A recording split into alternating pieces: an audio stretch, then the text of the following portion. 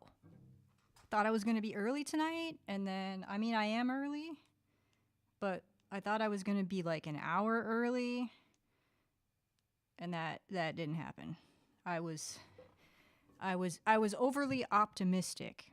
Anyway, I got a lot of stuff to practice, like a lot of stuff. I was looking at all the stuff that I put on the lists, and it's a lot of things. I've got a new piece that I'm working on that is in an alternate tuning, so we'll do that last because I don't want to tune down and then tune back up, because that's annoying. So anyway, uh-oh, what happened?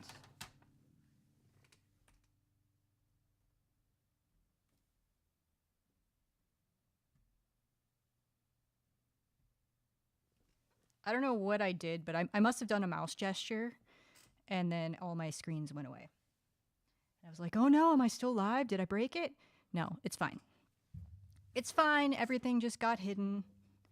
It's fine. Anyway, did a little bit of warm-up. I'm going to do a little bit more. I'm going to start with some Feuillard. Let's see here. Oh, I really need to make a button for this. Daily exercises for cello. I already did some stuff, some trill exercises from chapter 1. I don't know if it's a chapter or section 1. This is from section 2, which is my my finger twisters, and I've been working on 16 and 17 kind of a lot, so let's do something else.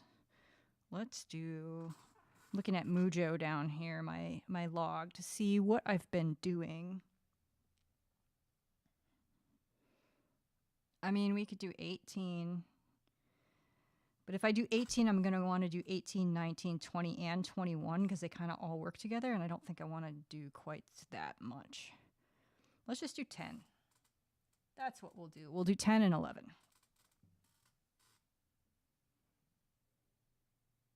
Well, I'll log this later. Oh, and usually, what tempo do we want? Because the other ones, the ones that I've been working on are 16th notes, and then these ones are triplets. So I do them at a different tempo.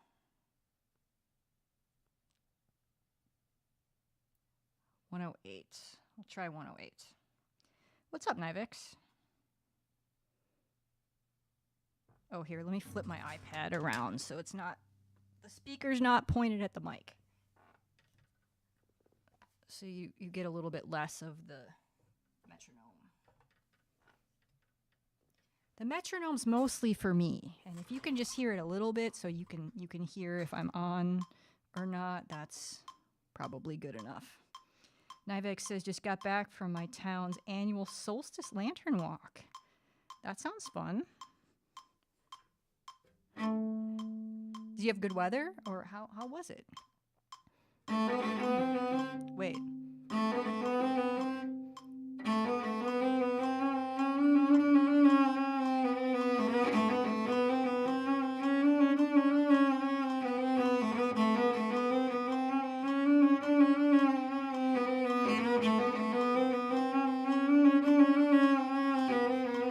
This feels really slow. Maybe we'll do it at 112.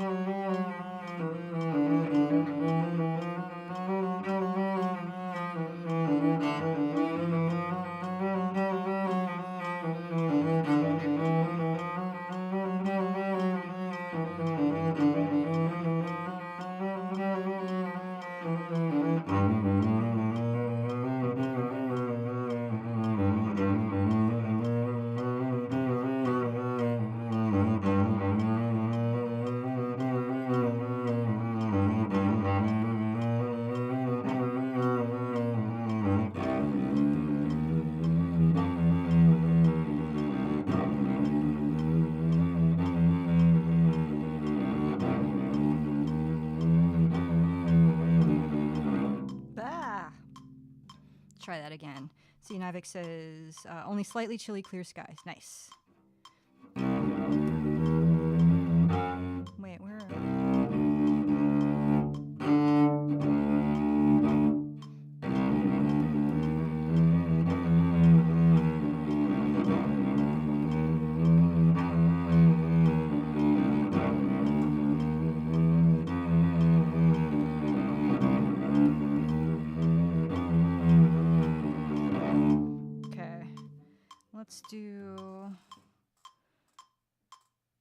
Let's do the other one, I guess.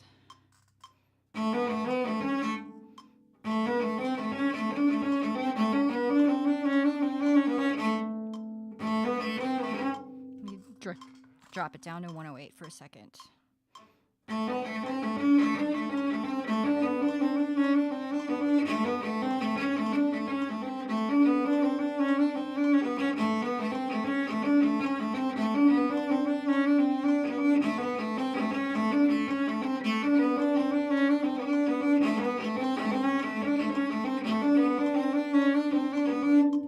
What's up, Cathedora? Nice to see you.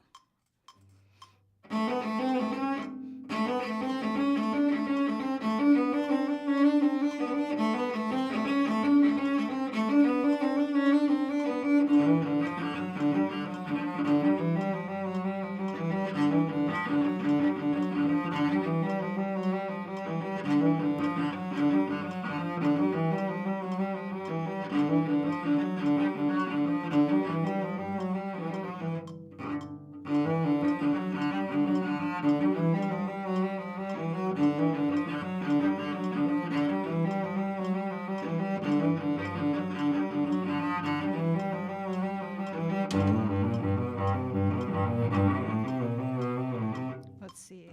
Let's move my music stand a little bit because I just smacked it.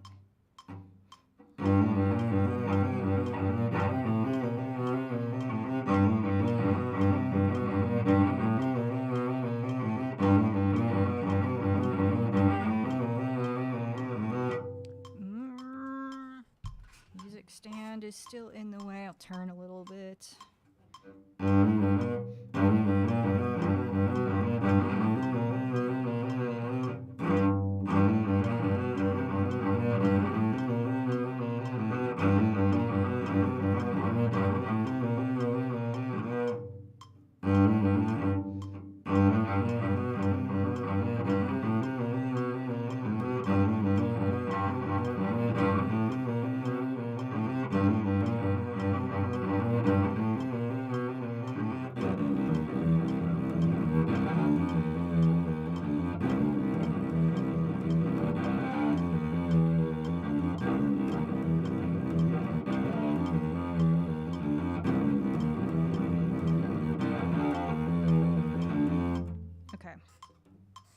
That's enough of that. So I don't know why. I guess I've never noticed this happen before. But as I was like, trying to warm up here, there's there's these alerts of other people going live, and I'm like, don't tell me other people are live. I'm doing the thing here. Like, don't distract me with that. Like, I don't need to know that other people are live right now. I'm busy. So I don't know what that's about. And I don't know if there's a way to like silence alerts or whatever, but I've never noticed that before. So I might have to actually go through all of my alerts or all of my follows and like just disable all of the pings, like the in-app pings. Like I don't need them. Anyway, thanks for the follow, Gethyper, I think maybe. Anyway, all right. Let's move on. We got our intonation exercise here. All right, everybody. Pick a number 1 through 12. First one I see is the scale that I will do, is the key that I will play in. Cathedora is so fast. Number 4. We're going to do A major.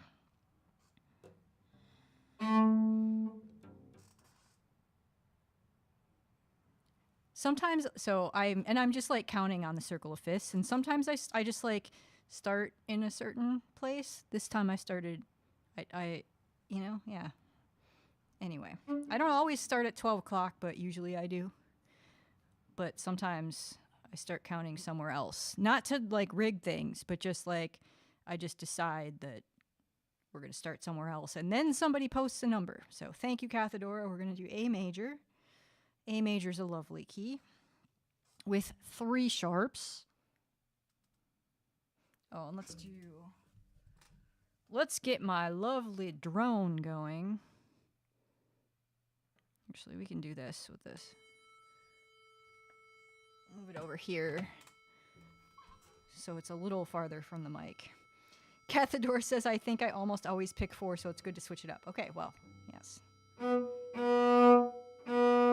Let's see.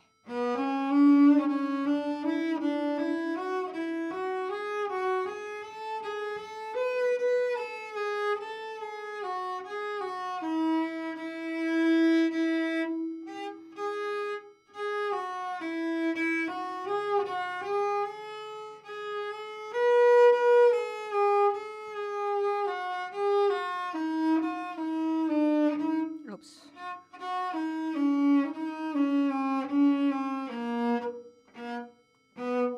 No, what did I do?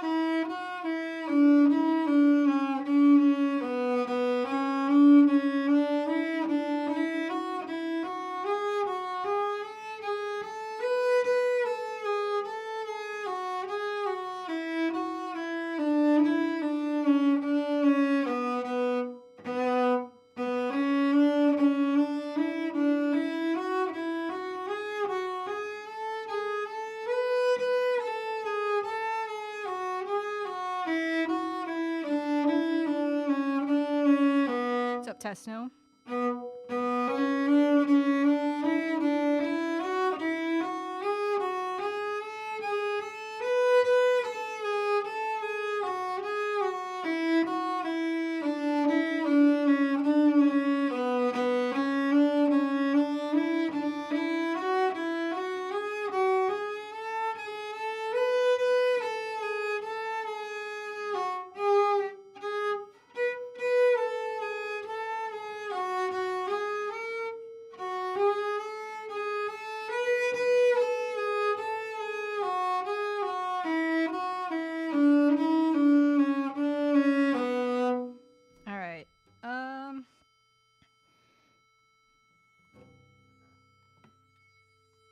That's probably good. Like I said, I got a lot of stuff to get through here. Oops. Oopsies. Sorry, phone.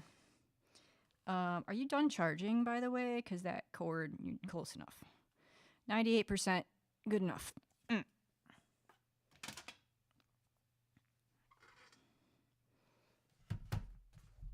Okay. What are we doing next? We got the vibrato. We can chat. What's going on, everybody?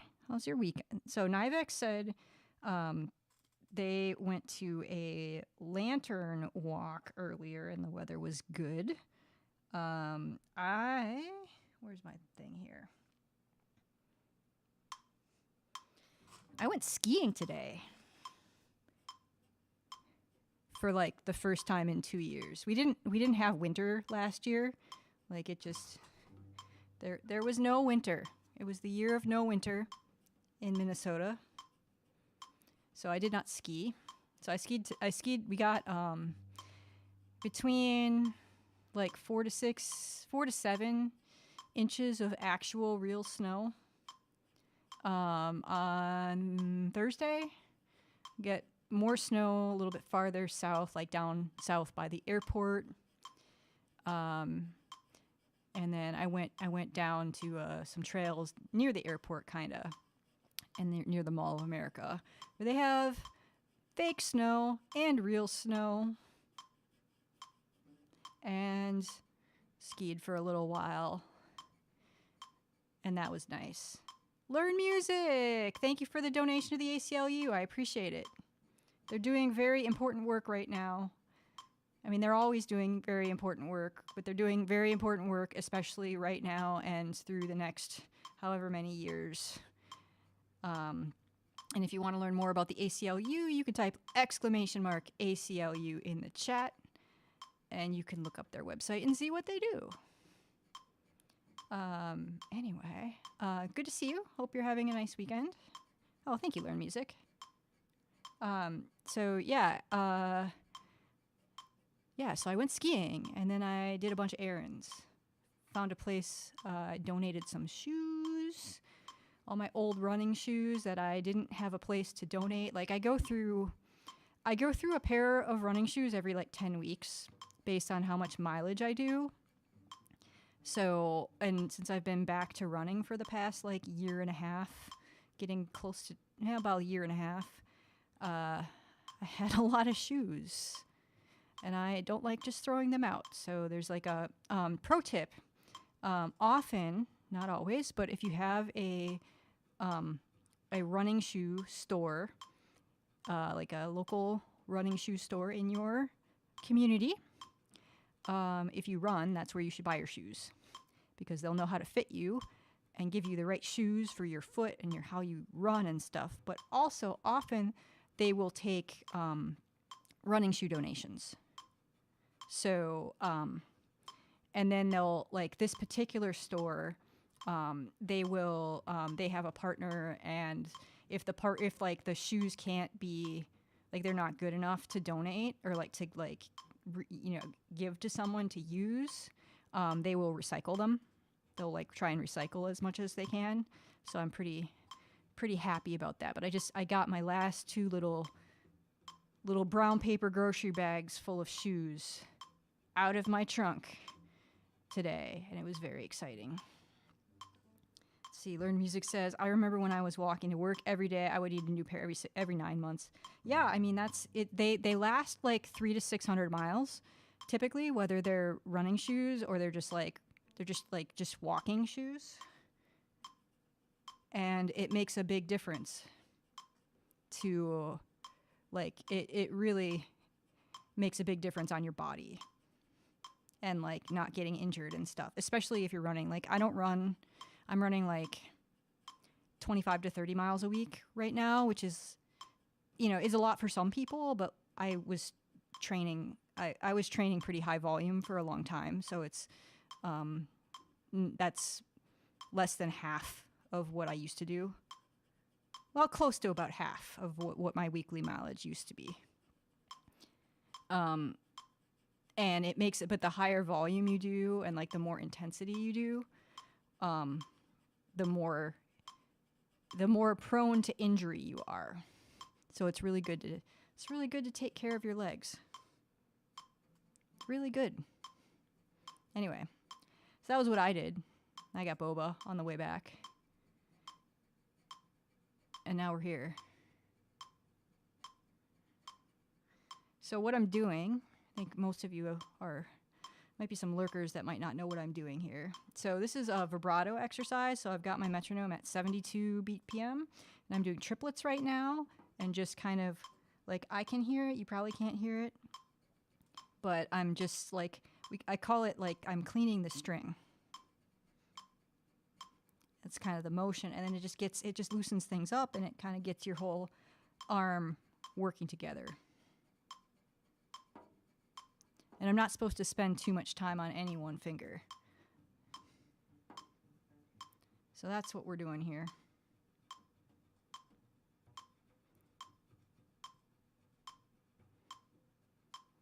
So my teacher was taught, well, his teacher was a Dunas Dunis person, a Dunis instructor. Studied with Dmitri Dunis. So there's a lot of like, I don't know, this is a Dunis sort of thing here that I'm doing.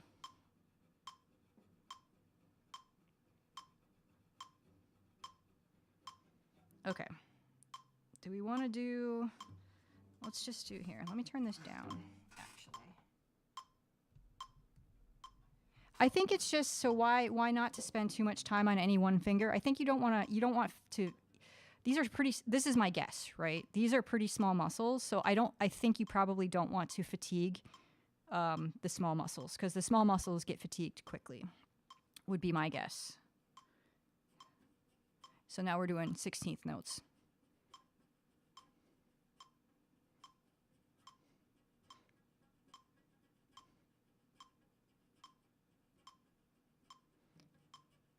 That's my best guess.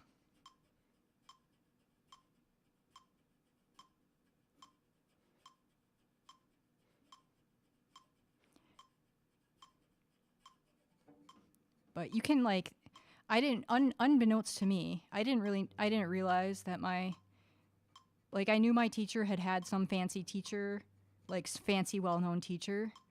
And then but I didn't remember who it was or whatever, didn't know anything about them. And then I had downloaded some like etudes or something from, or exercises from IMSLP for violin. Back when I thought I'd have time to play violin and cello at the same, and keep that up, which I don't. But yeah, I downloaded one of Dunis's, exercise things, and it was funny because I was reading the introduction. I was like, whoa, this guy, because it was just written. He had a very particular way of speaking, and it was like, I'm right and everybody else is doing this wrong and whatever. It was about I was reading a section about when you should do scales during your warm-up, and he was very adamant that you should not do scales first, because some people just dive right in and they're like, okay, I'm gonna warm up, I'm gonna do my scale. And he was like, no, don't do that. You need to do your shifting exercises before you do your scales. I was like, okay, well, what? So that's what I do now. That intonation exercise is really also a shifting exercise. So I make sure that I do that first. I do my Feuillard before I do any scales. And then the scales are also a vibrato exercise. Scales are good for a lot of things, and I don't do scales as much as I should. But we're going to do some scales now.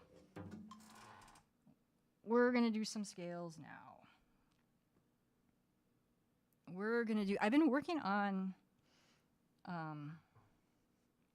let's just do F Dorian, because I don't want to think too hard. Okay, so let me turn this on. Yeah, so I'll see if I can find the link for the particular thing that I am referencing, that I am remembering. But yeah, it was you should warm up your shifting before you try and do your scales. That was because I don't remember why. Okay, we're gonna get an F here.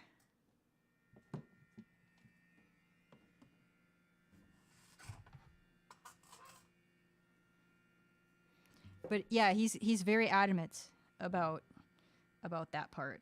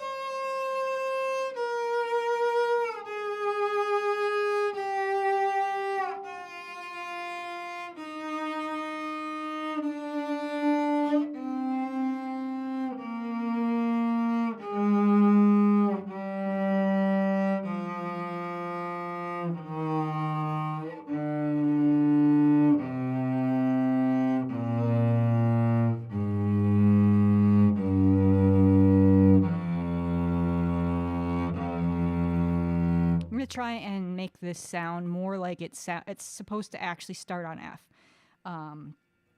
If I don't know if that makes sense, but because it's a mode, it kind of feels like you want it to start on E flat. Yeah, E flat. No, E natural. Anyway, no, it would be E flat. It's the same notes as E flat major.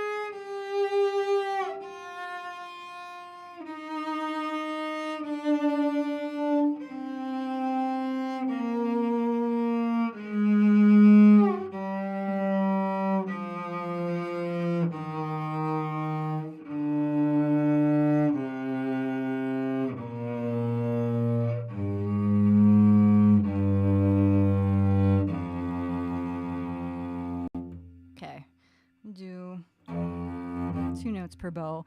Something that's kind of interesting about Dorian, so it's kind of like, I don't know if it's a major E minor or a minor E. No, it's a major E minor because it's a minor mode. So it sounds kind of major because like the regular minor scale is.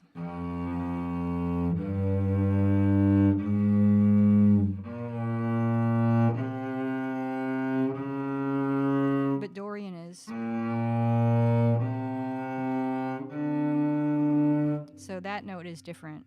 So it starts out like the first 3 notes start out like a regular minor scale, and then the next 3 notes sound like are the intervals of a major scale. So it's like minor E, it's major E minor. That's it. And so we were. I was over at Holly Tatnell's stream, and she was trying to figure out. She was doing like a live learn for "Stupid Girl" by Garbage, and it wasn't my request either. By the way, she just like did it, but yeah, it wasn't my fault. But she was trying to figure out, is this major or is this minor? Because it was confusing her ear. And then when I looked at the sheet music, because I have a sheet music copy, I was like, oh, this is in Dorian. That's why, because it's not in major or minor. It's Dorian. Anyway, so it had 2. There were 2 it was the way that it's written out. There were like 2 accidentals basically throughout, but consistent throughout the whole thing.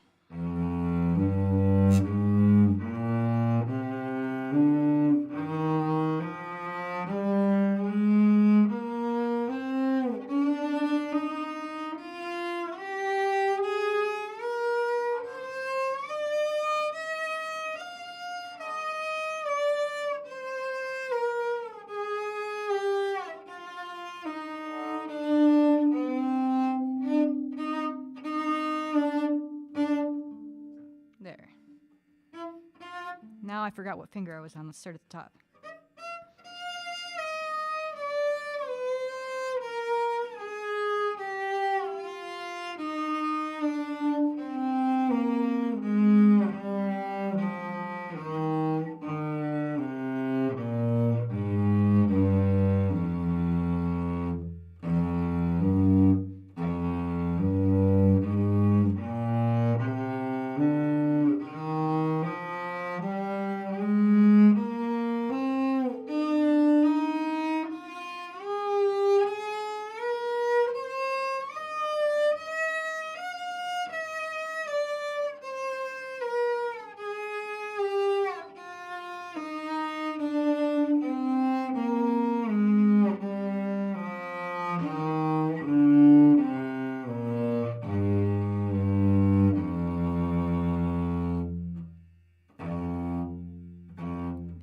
flat there, ending.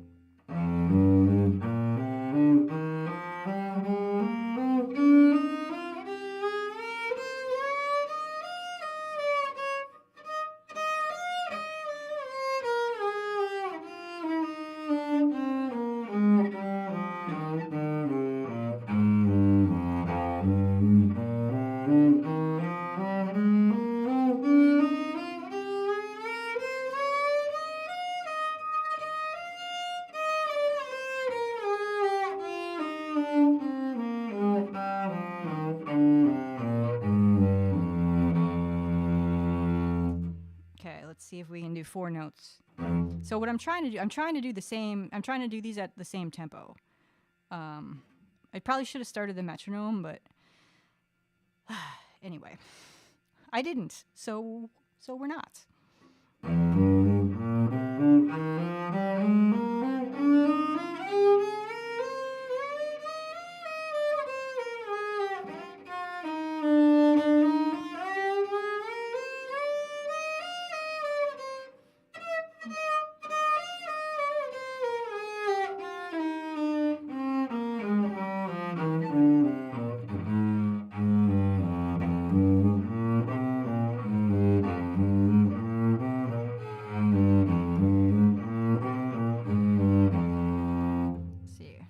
Again, Learn Music says it's like a hybrid mode. Yeah, Dorian is definitely kind of a hybrid mode.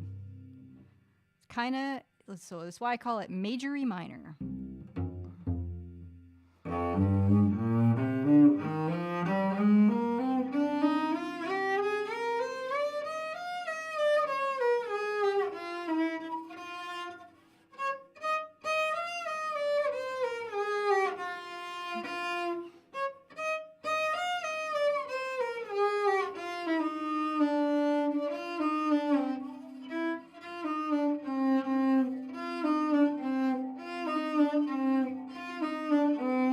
String crossings are hard when you do it like when you do the 4 note. Well, like the point of this, part of it is shifting, part of it is the bow, part of it is just going faster with the shifting.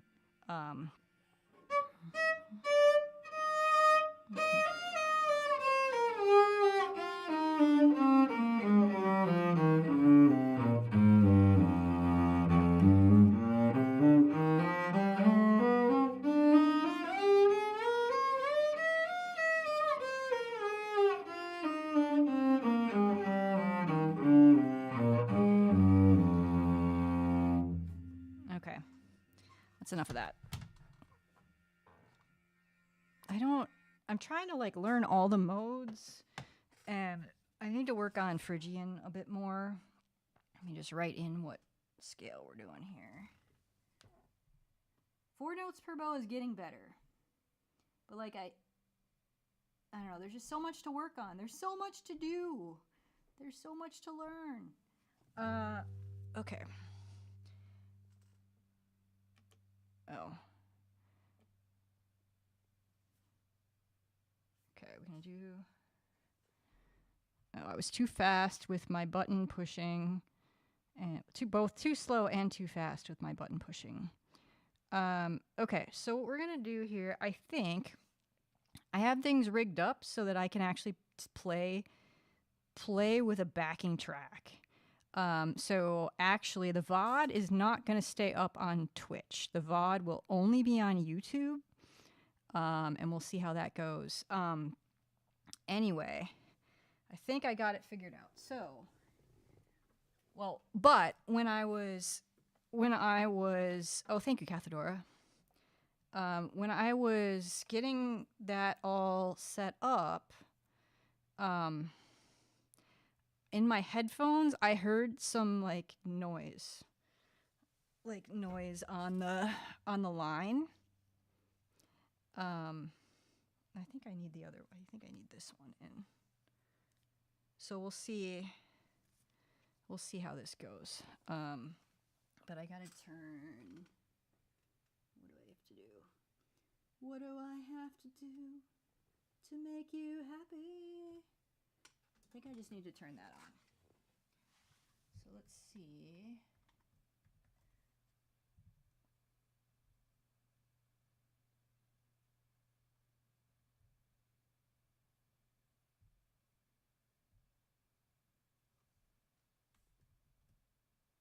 Okay, good. You're not hearing. That's muted. All right, let's see what this does here.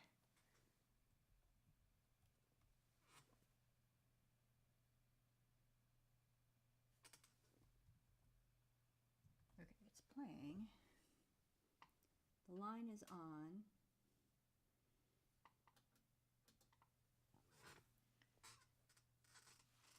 I did things. Wait. I don't see it. I did things. Oh, well. Oh, I know what I did. I know what I did. I was being all fancy.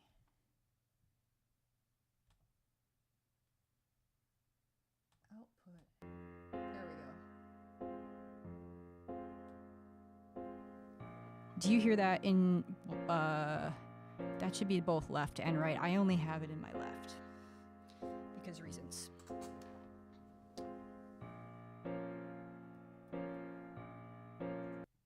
All right, so let's go back to the beginning.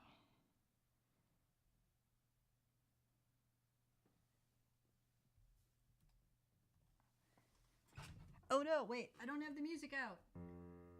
We're not ready. We're not ready.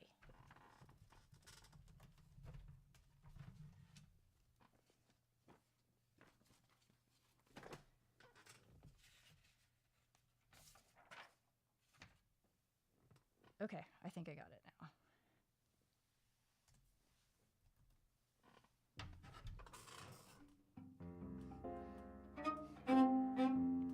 Ah, too slow.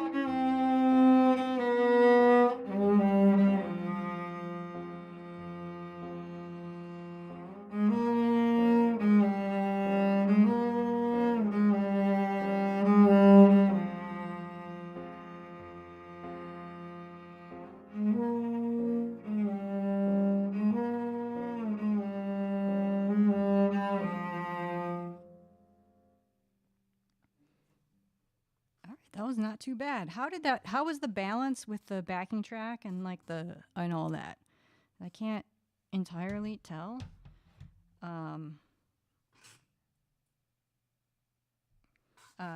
But yeah, so that's a really nice backing track. The only thing, I wish it was a little faster. I feel like my teachers, I think, had me play it a little bit faster. But it's fine. It's good. It's good to practice with the piano part. So I want to work on a couple of things, and I am going to. We'll probably play with the backing track again in a bit. But what I want to clean up is, so what I've been working on. Let me grab my notebook, actually. So this past week, he told me I need to make it more legato, and there can't be any holes unless there's a rest, including shifts. So it should be very, very smooth. With no gaps, unless there's a rest. And then when there's a rest, I need to play the rest, which means to not play through the rest, but to let the silence do the thing, because that's what a rest is. Okay. And then what else did he say? I think that's the main one. I feel like, so I want to work on that, and then I want to also work on, I felt like this part was a little sloppy when I came in.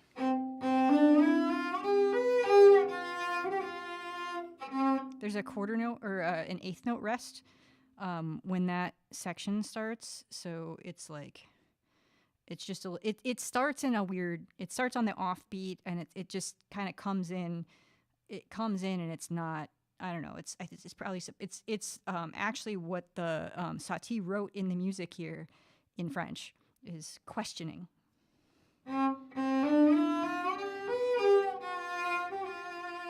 That's how you should play that, questioning. So let's work on the timing first. Let's do. I have this at 90. Why do I have this at 90? Whatever.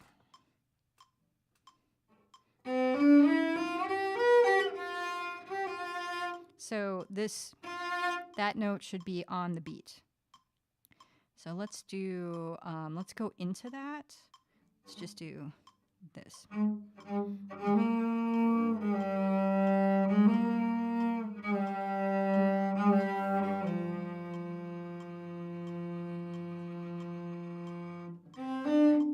Too soon.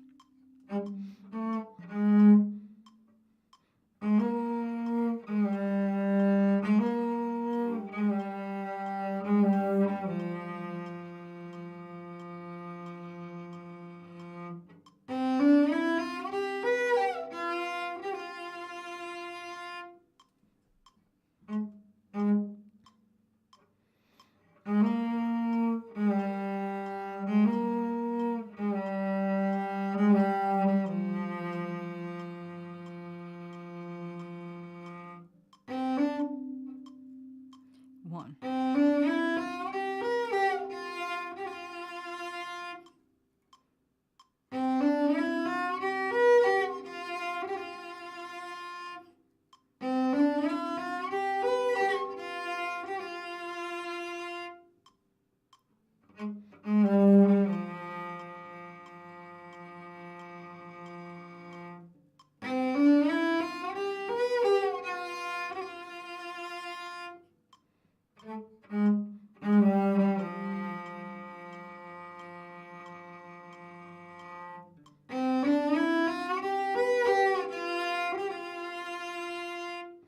Okay, let's maybe try that with the backing track again.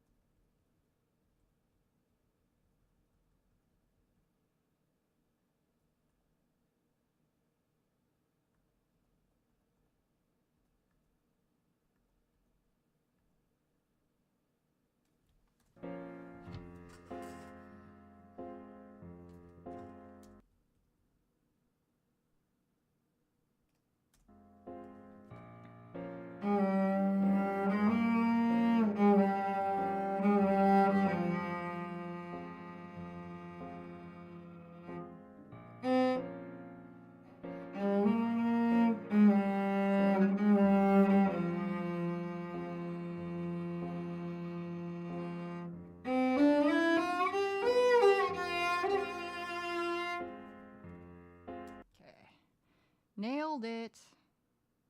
So this should be second time through.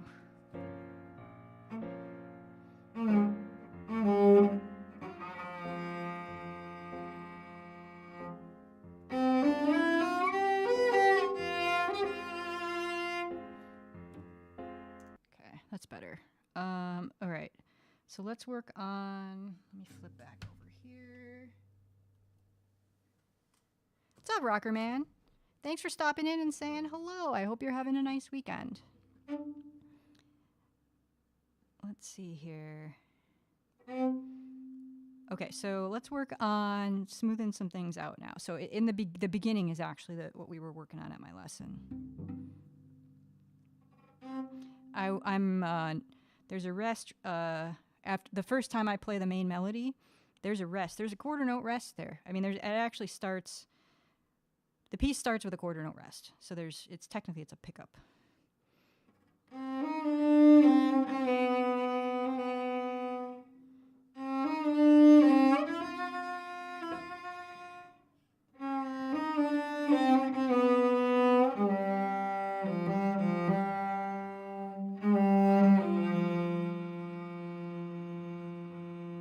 See you later, Rocker Man.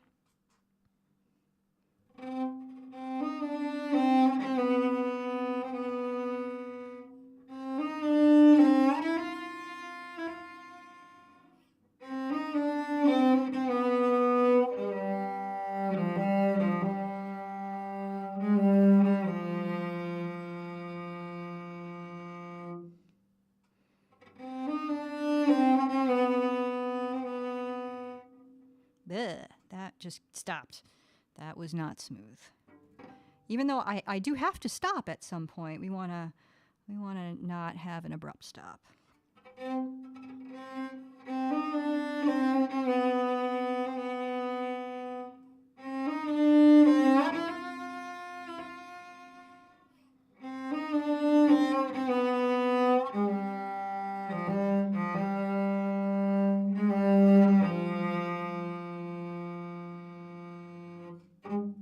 So that's the first time through. I do different bowing the first time through than the second time through. So let's do the bowing from the second time through.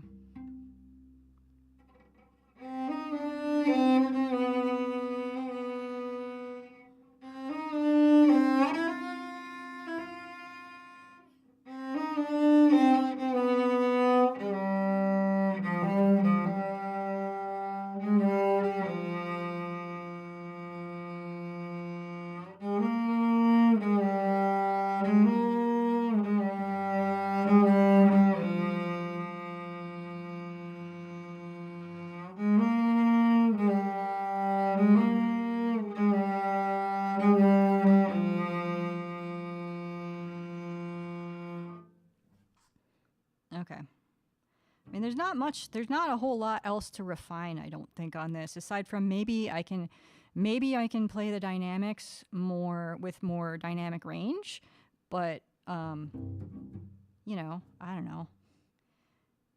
Pretty ready for this recital. So, so speaking of, I'm going to be, I'll post stuff in my Discord and probably on Blue Sky and Mastodon as well, but, I'm going to be doing an open mic night where I'll be playing this piece. John Crosley, JC Practices, who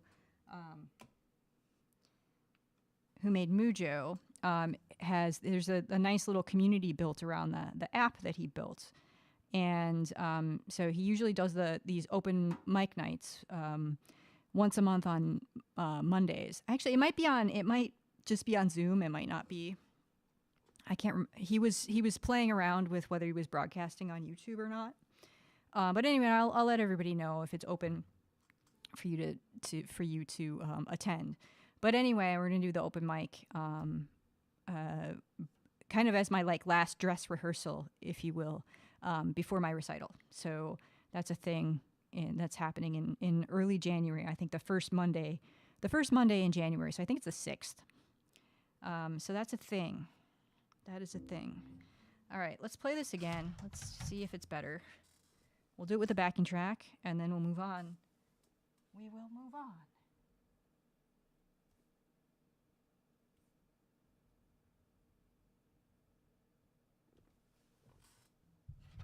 Okay, so we gotta do this.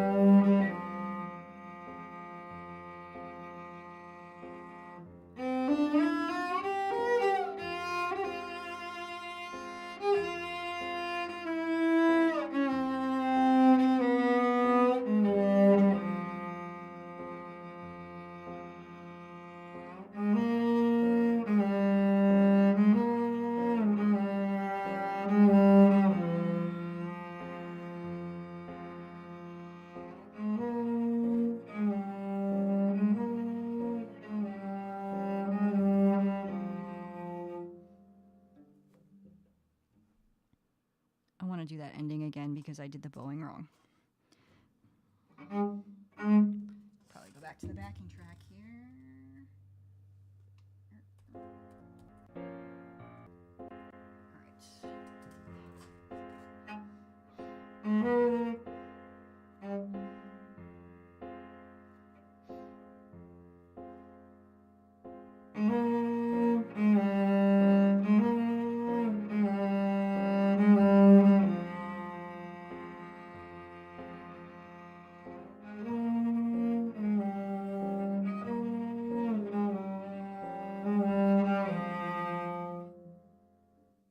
Okay, better. I feel better about that. So I'm feeling pretty good about that one.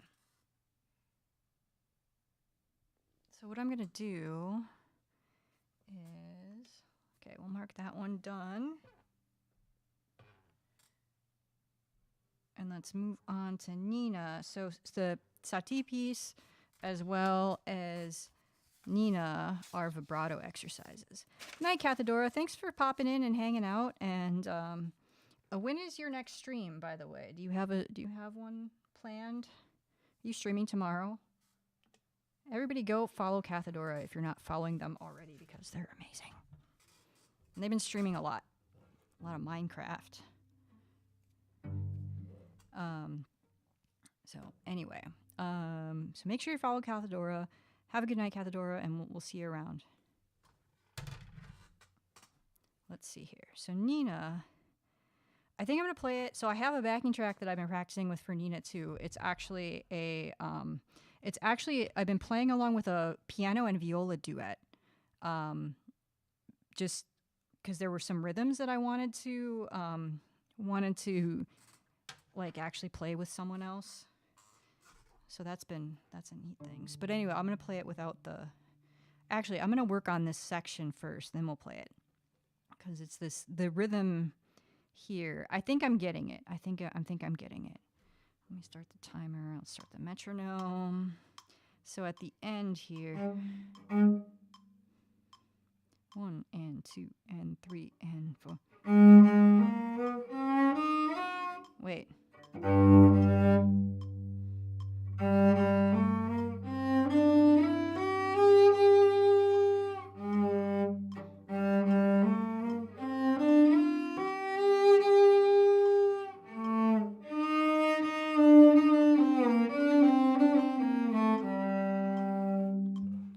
Yes. What's up, Iocane? We should probably do some more shout outs while we're here. While we're here, we got Iocane in the house. Make sure you go follow them. They sing and play guitar and play video games and are lovely.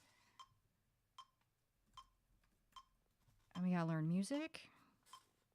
I think that's everybody that's made themselves known. Yes. Those are all the streamers that have made themselves known. I respect the lurk.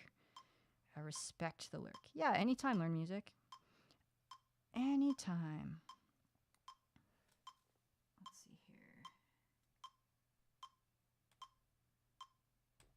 Okay. I just realized I left the metronome on. What's up, Rob? How goes things? Rob, do you stream? Should I give you a shout out too? Should I shout you out while you're lurking? Because I can do that. I can do that. The parenthetical reference does not make you safe from that. Yes. Stream a very little bit. All right. Everybody go follow Rob. Streaming music. That's the thing. That's the thing. Okay, so I'm just gonna... Wait, so we were working on... Okay, so then the second ending here is where the rhythm was weird. So if I do that part, that I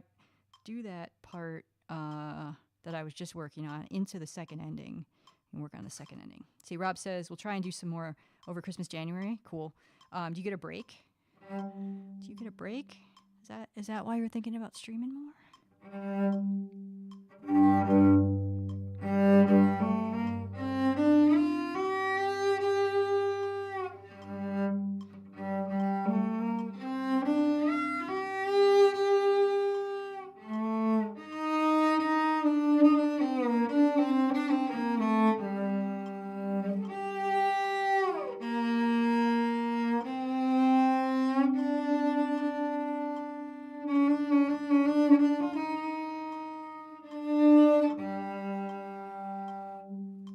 Summer holidays. Okay. It's really hard to do that with a metronome when you've got a fermata in there. So let's do the whole second ending, I guess. Because I also want to work on my dynamics here on the ascending scales.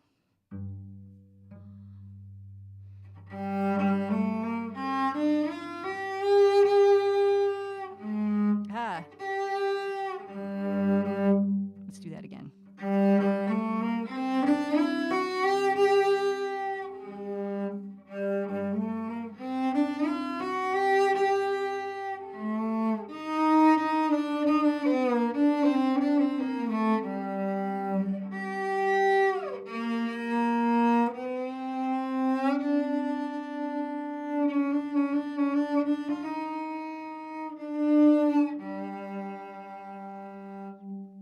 Yeah, so I wanted to play along with the violist because, well, it's playing along with the violist because it's an octave higher. You can kind of hear, you can like separate them easier, and then it was just a nice recording. But to see how they played the part with the fermatas in particular.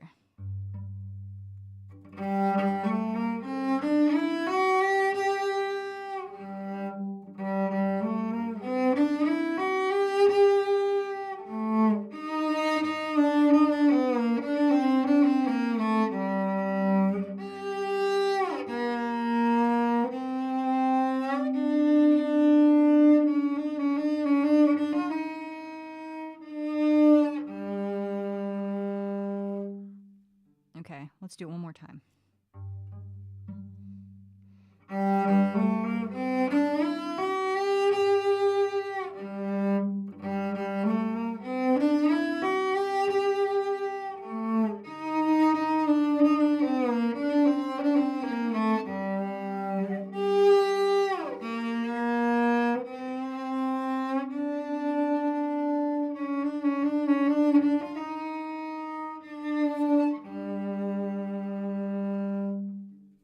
Let's do the whole thing. And then we'll play it with the backing track and we'll see how that's going. Let's do it with the metronome. Well, let's do it not with the metronome, actually.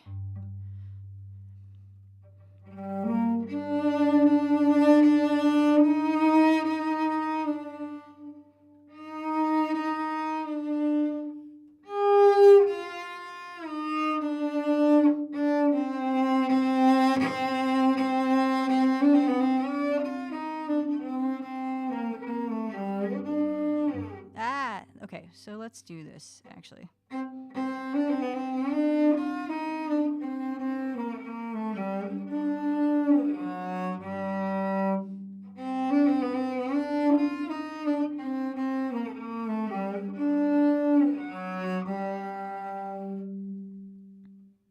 Let's do it again.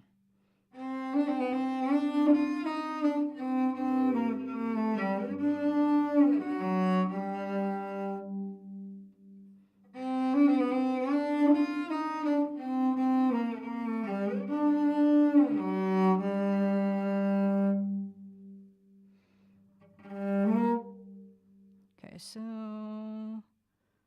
just looking at the dynamics here.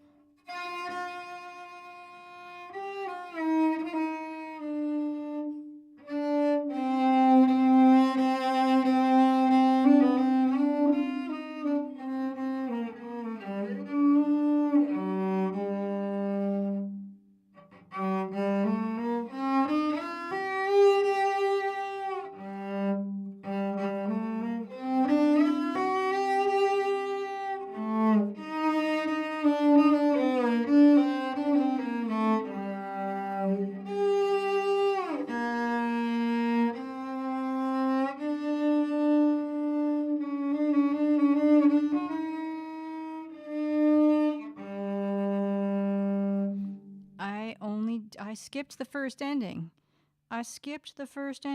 Let's go back. And let's go back a little bit here.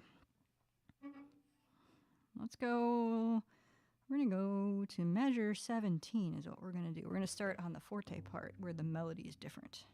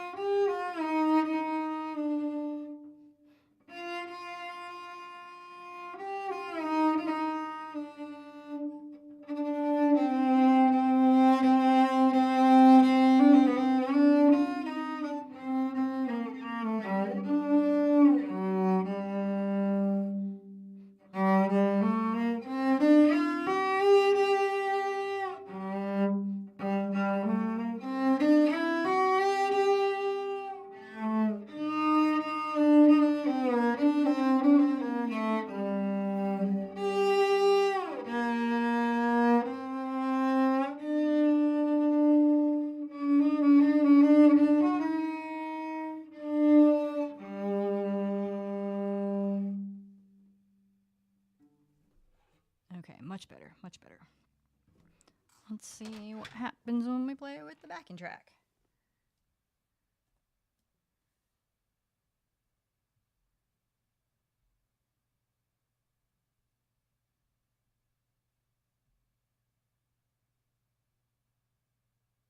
I gotta find the thing again.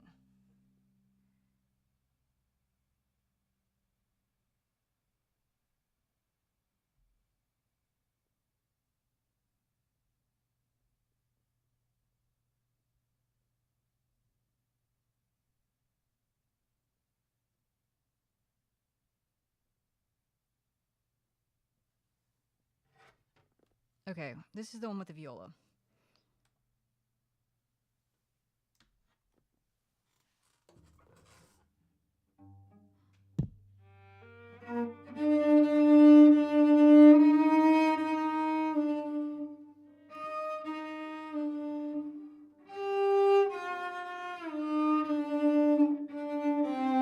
I can't hear this.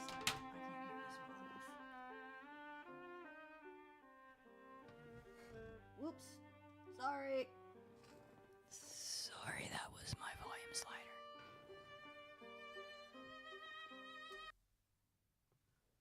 That was not what I meant to do.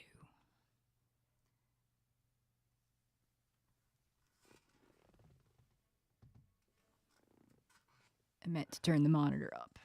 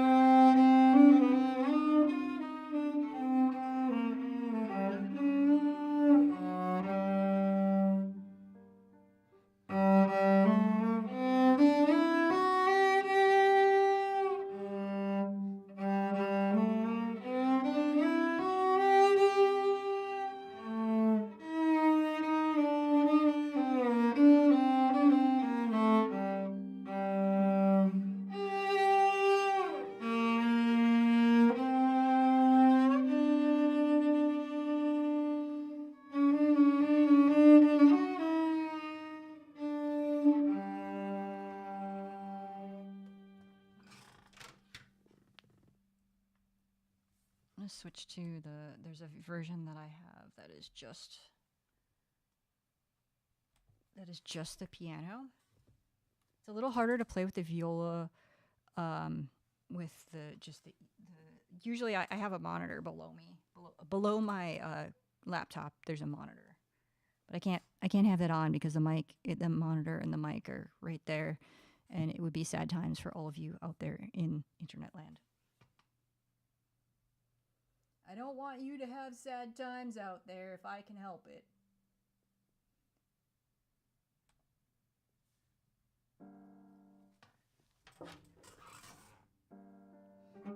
Okay. Let's do...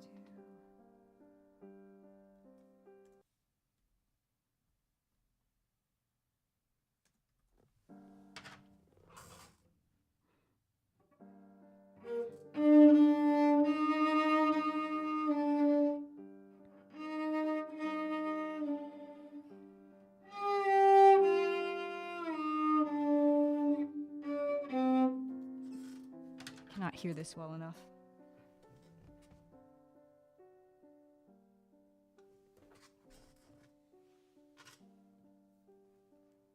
I don't think it's gonna... I think I don't have anything in my... Yeah, there's nothing coming out of the right. Let me turn this up on the thingy here. Tell me if it's too loud.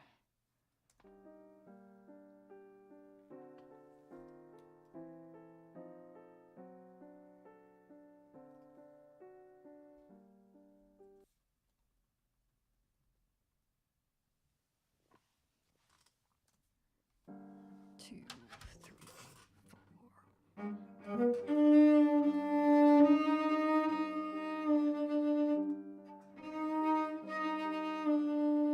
Oh wait, I'm not supposed to play those steps. My goodness, I'm all discombobulated.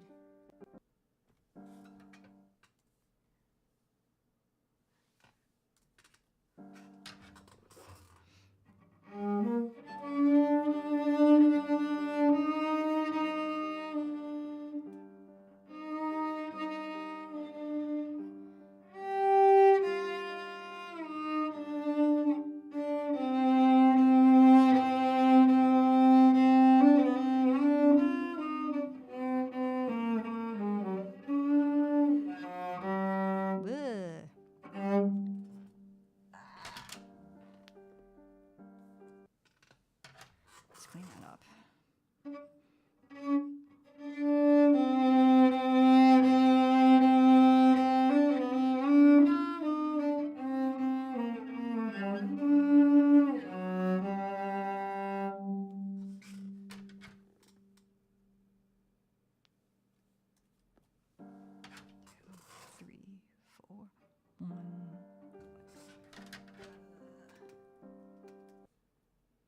It's tricky getting the thing started to keyboard shortcutting so that I can see the chat and then grabbing my bow.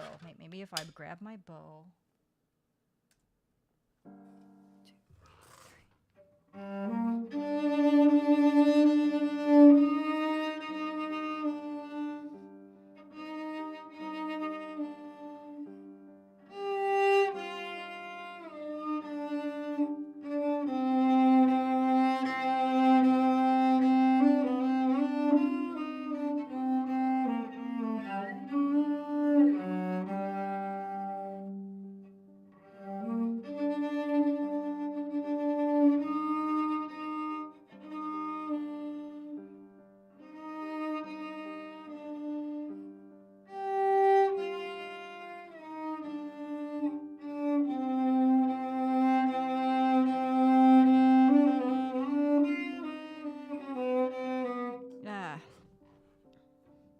Looking at the meter.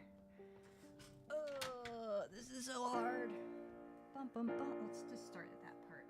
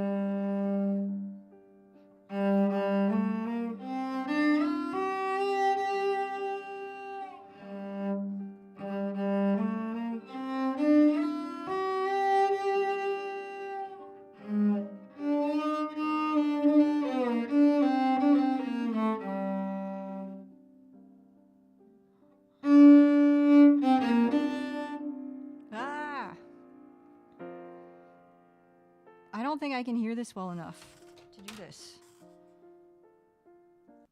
I think this one is quieter than the other one. So let's just play it through again without the backing track. I'm going to close this actually.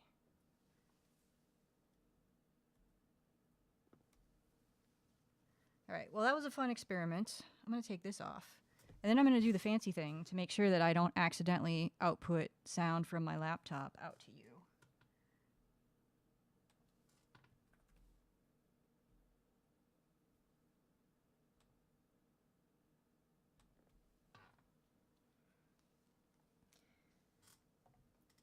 Take those off.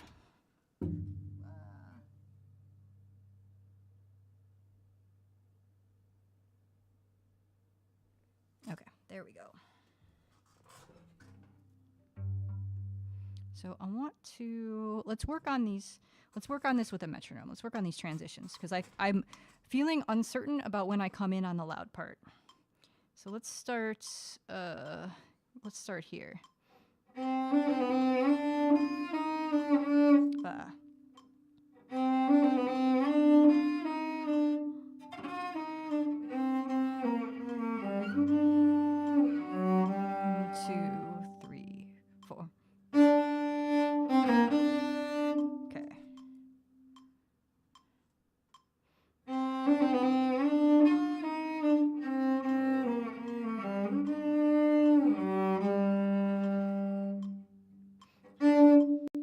That was way early.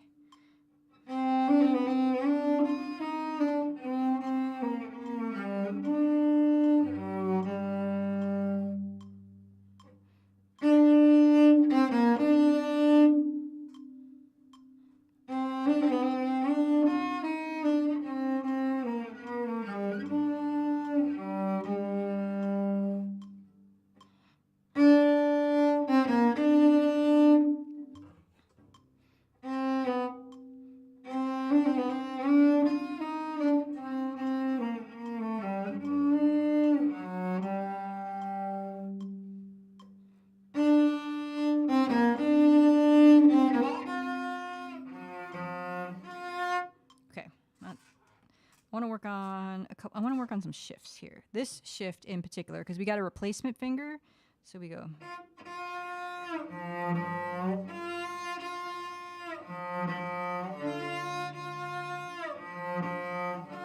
And it's an octave, so if I miss that, it's going to be very obvious to everyone.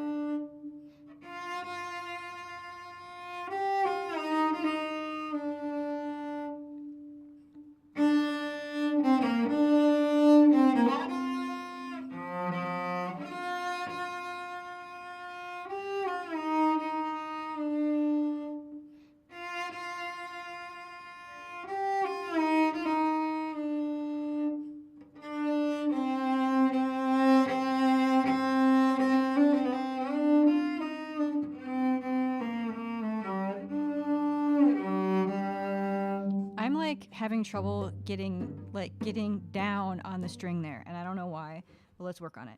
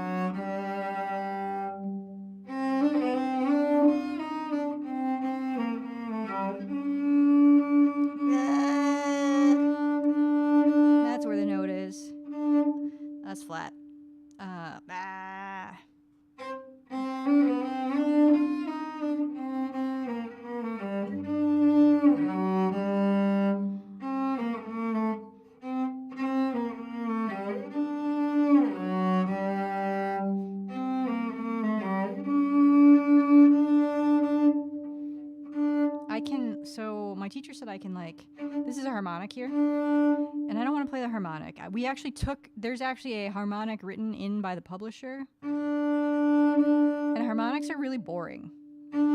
So, especially like for a long note, super boring. So we want to actually play the note so we can do a little, we can add a little something to that note and make it not boring.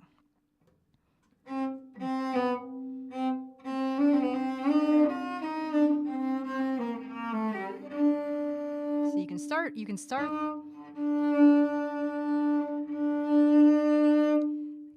kind of cheat a little bit and start with a harmonic and then put your finger down, and that just takes a little practice. So let's do.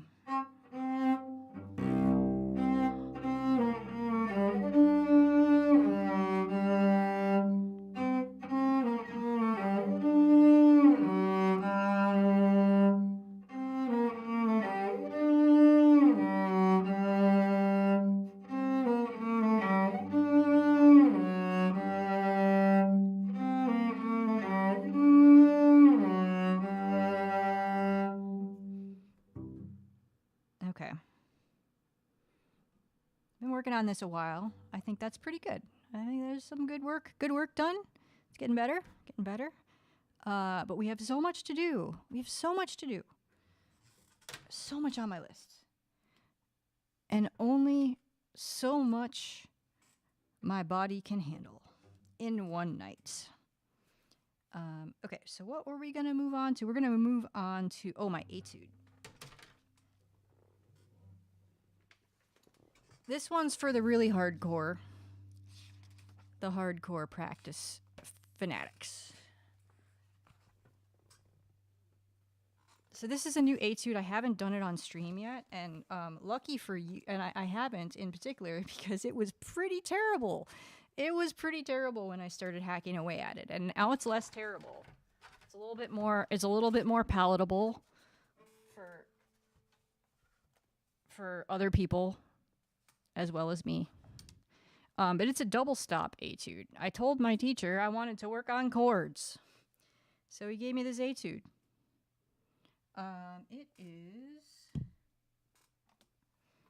number 34 in the collection. And there's a lot of, let me actually look at my notebook and see what I wrote down about this one. I need to prepare properly. It's kind of the big thing. Okay, so something for measure 7. I need to keep my fingers up.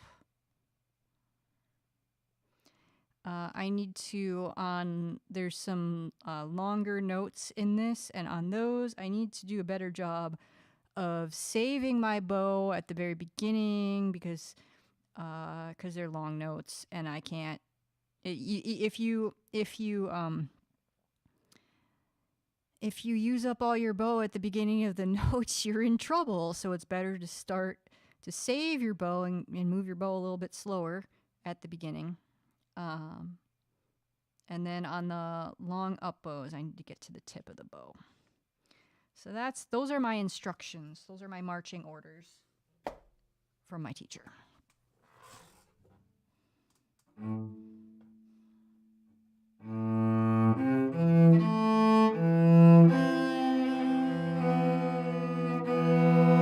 So what's going on here is we got a double stop. Wait, what is that, down bow or up bow?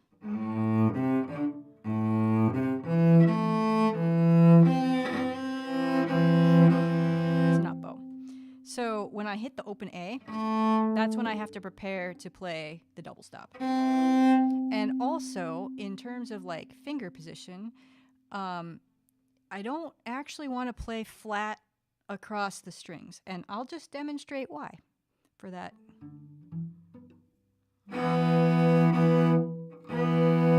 You actually want to go like it's an extension kind of and point back a little bit.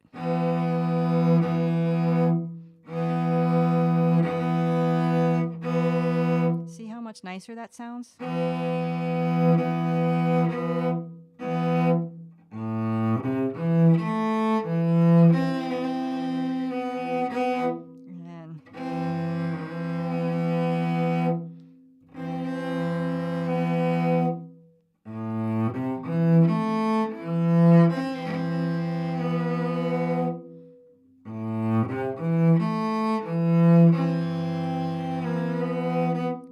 See, yeah, did not have my right hand position here. I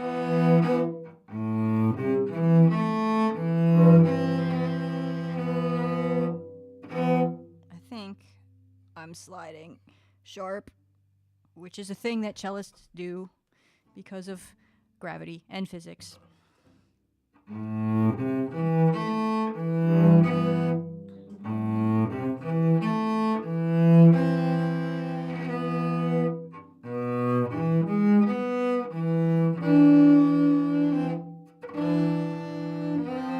So here is where I need to, I'll exaggerate here. On this note, I need to keep my middle two fingers up. And then I come down on my second, with my second finger. But I can keep my other fingers down.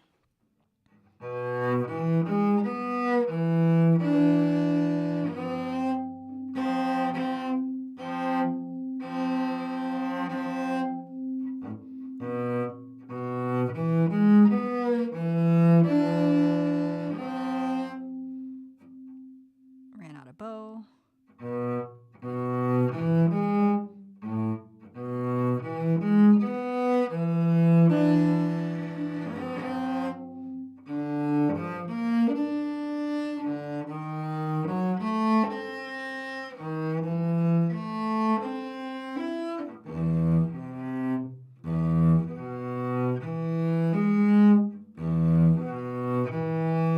We have a replacement fingering there. So I go from 1 to a 3 on the next string, but in the same spot where my first finger was.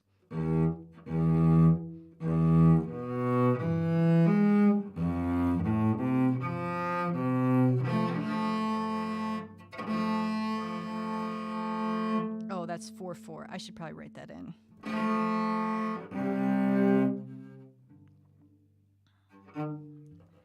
Let me write. Oh, where did my pencil go? There it is.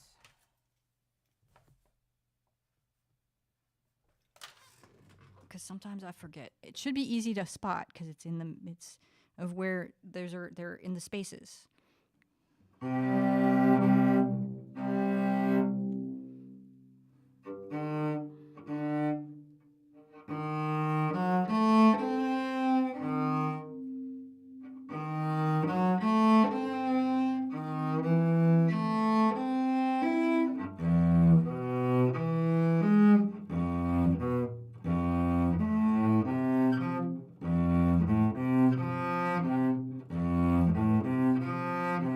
Like super easy, or it should be. It should be super easy.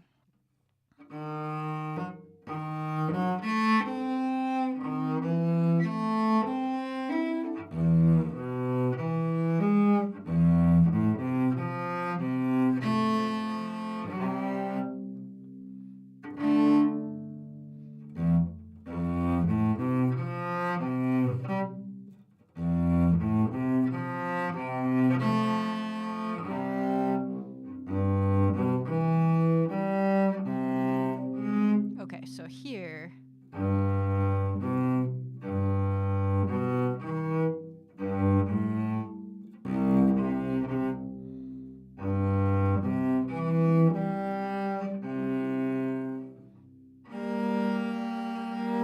so I have to stretch there.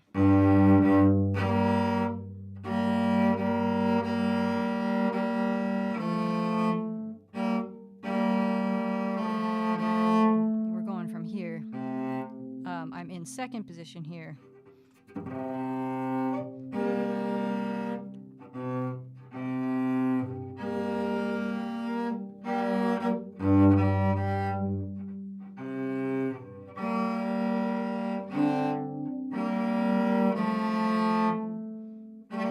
So what's happening here there. So we've got first position, then a little shift, half step shift, and then I extend and I shift back a half step. And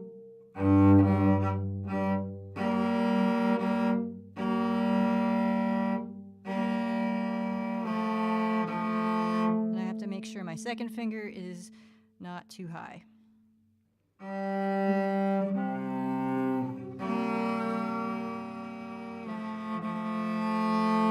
But like with double stops, I mean, it's very obvious if you're out of tune, which is kind of the point of doing, like, there's a lot of double stop exercises that are for intonation. So yeah, that's a thing. Let's go back a little. Let's go back one measure.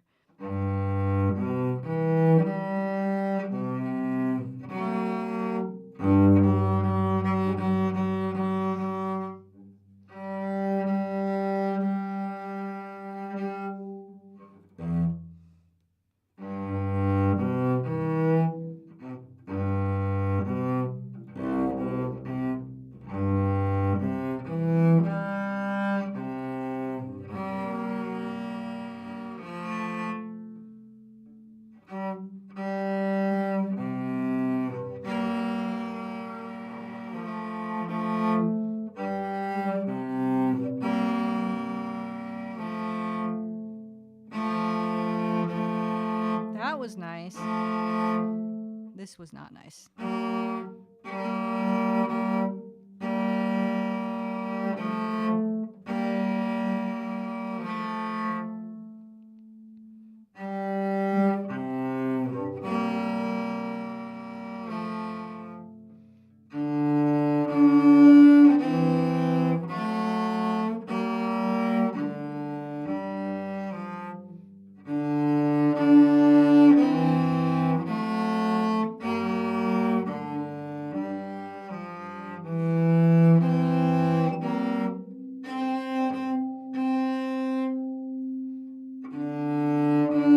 This should be very legato, by the way.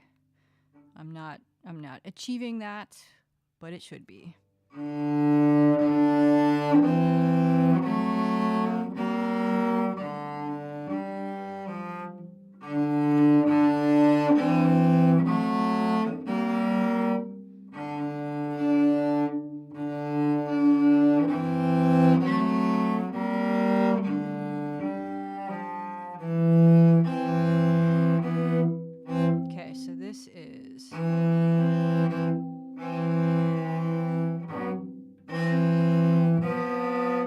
It's 2-1 and then 1-2.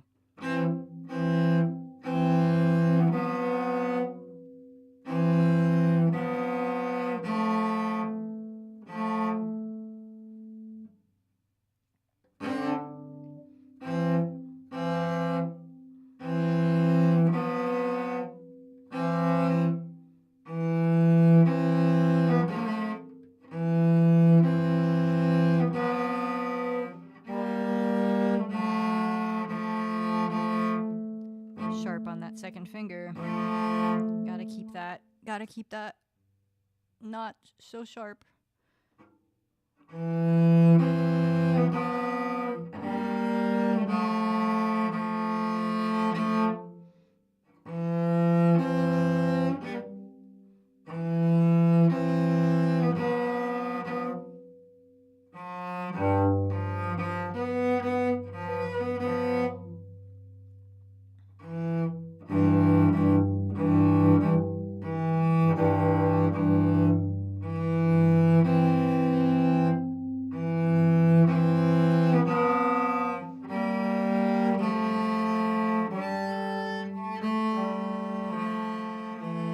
So we've got, oh, that's such a long bow.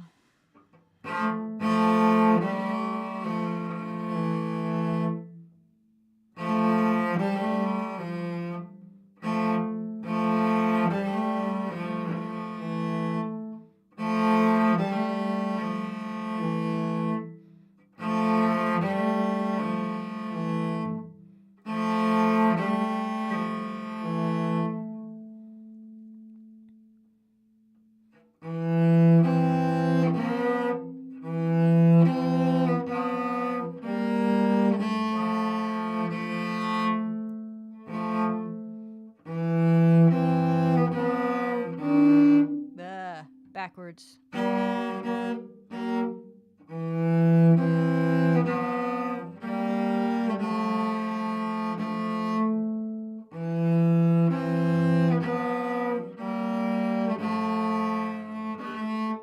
Chunky Mushroom, what's up?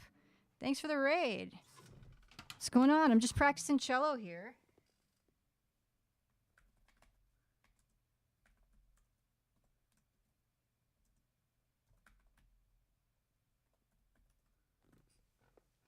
How's it going, everybody? I'm Tripwire. I've been playing the cello for about 4.5 years, and I'm working on an etude right now. So thank you for the raid, Chunky Mushroom. Let me just hit that follow button. See what you were doing. Let's see what you were up to. Doing music. Yeah, if you're at a keyboard, let me know what you were up to. And everybody, go follow Chunky Mushroom. And yeah, I hope you had a good stream. Welcome in, everybody. So I'm working on double stops here. So that's where you play two notes at once. And so this is an etude, so it's a learning piece. It's not necessarily written to be performed, it's written to teach. So we got this.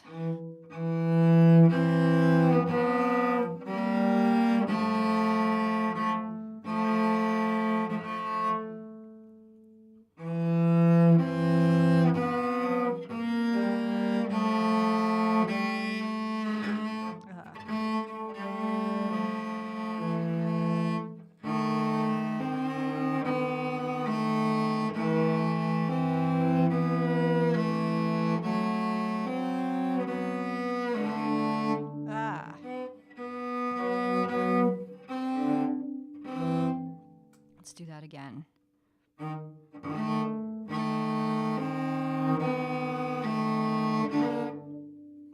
Then when the next note is here.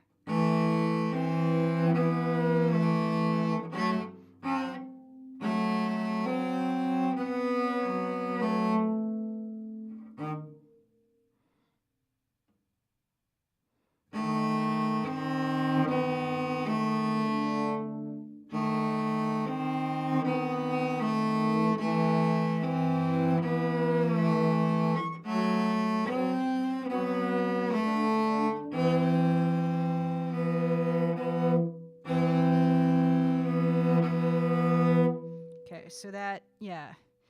So I mentioned earlier, but for the raiders that just got here, so these double stops, I'm having to like bar, effectively, like, you know, I'm a guitarist as well. So effectively, I don't know if they call it barring in bowed string world, but that's basically what I'm doing, where I have to have my finger on top of two strings. And then for the first finger, I need to, so we got like regular position, and then we got extended position, right? Regular, extended, where I point my finger back at my ear.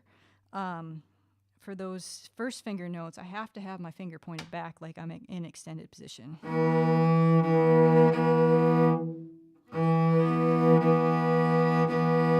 So it sounds a lot nicer. Like that. You can see the angle of my finger. For whatever reason, it sounds like the intonation is better that way. So that's what we're doing. Okay, so here we've got...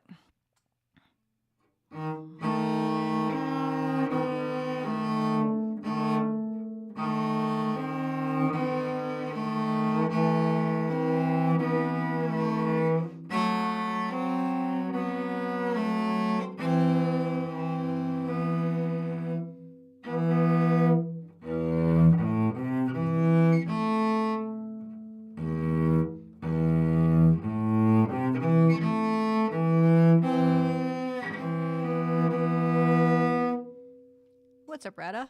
Nice to see you. Let's see. So here, let's do that section again. I kind of like this section. I like these I really like dissonance. Just generally, and I like these dissonant notes. Like I like the def tones. See, Unhinged says Chunky had to go, but he said hi. Cool. Oh, Well, hey, thanks for popping in and saying hi and relaying that message. And have a good one. Have a good one.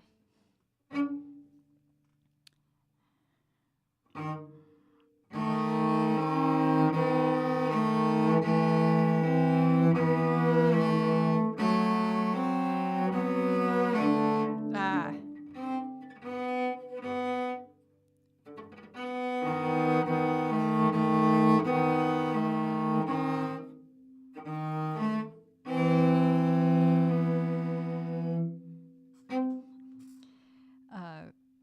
Ozpin Arc, thank you very much.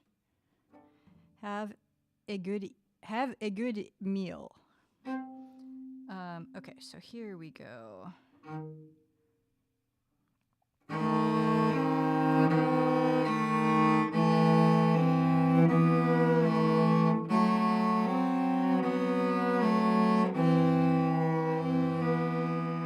Okay, that's better. That's getting better.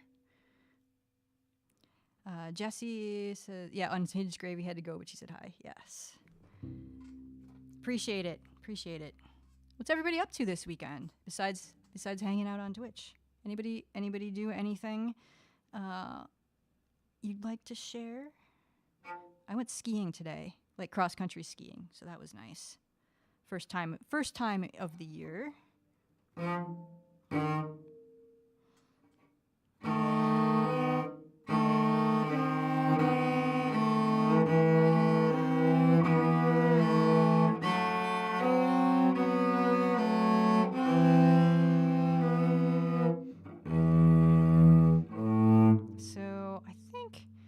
That's got to be an up bow. So where, this has got to be an up bow.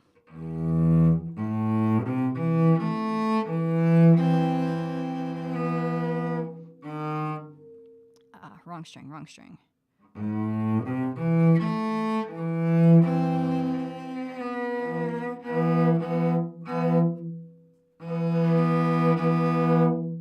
See, Jessie says, you find skating or skiing to be more difficult. So I do ice skate a little bit. I don't know. I'm a pretty seasoned competitive cross country skier. So I would say I would say skating's harder. But I do classical style and skate style cross country skiing. And I would say that I am about equally proficient in both at this point. Rada says, I really went to visit a cousin at work. Nice. Very nice. Let's see.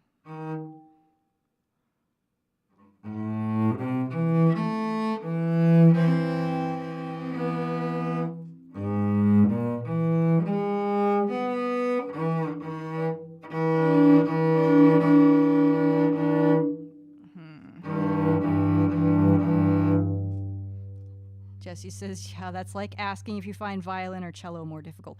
Well, actually, I do play the violin as well. And yeah, that's a good, I don't know. I think violins have more notes. So that's just different. And cellos have to shift more because you got a bigger space between the notes. So that's a whole, I don't know. I think the learning curve for cello, like the beginning learning curve for cello is harder than for violin because you got all the bow stuff and like the intonation stuff and things like that.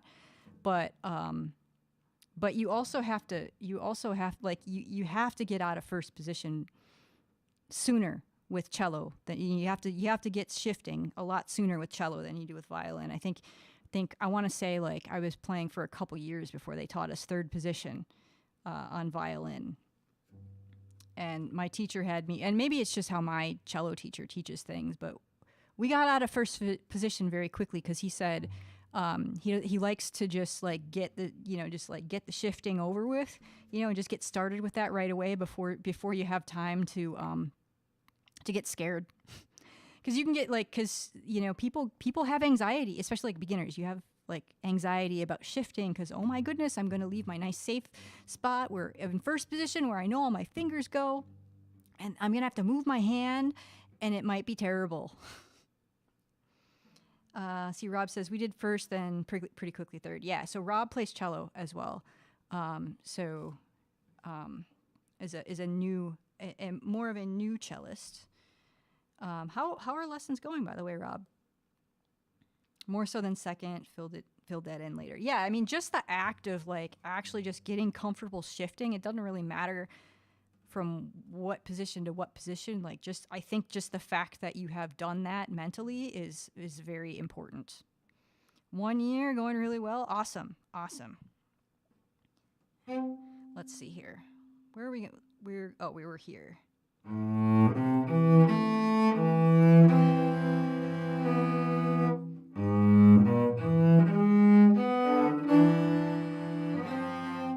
So this is the same as this little part that I just played is the same phrase as the beginning. And what we got to do here is I have to get my finger ready. I have to prepare. So I have to, like here. When I hit that open A,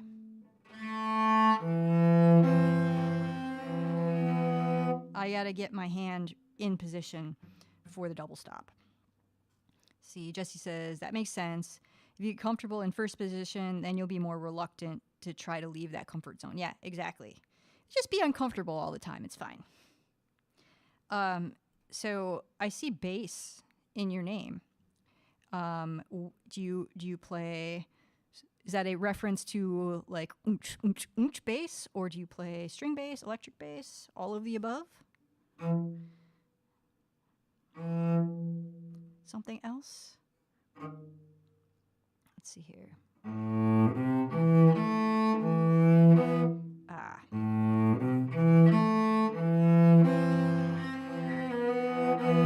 And I gotta save my bow.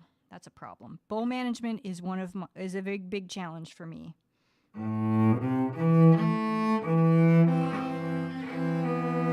Because we've got a whole note and a half note tie. That's a lot of note. That's a lot of note with one bow. Lot of note with one bow.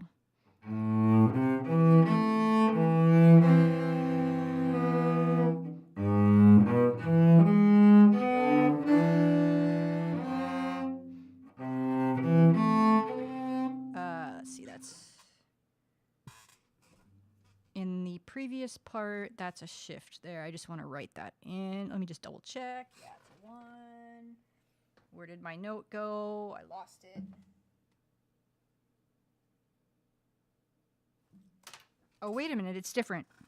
It's different. It's probably not a shift there.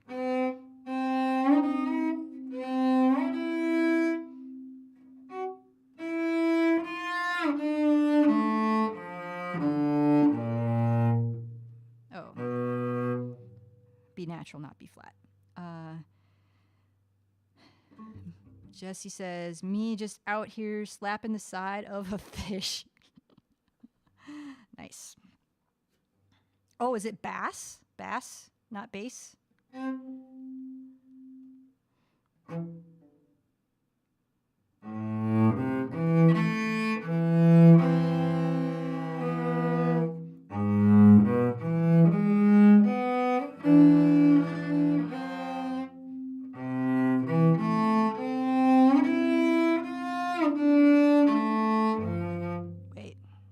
I counted that wrong. That sounded nice, but I think I counted that wrong.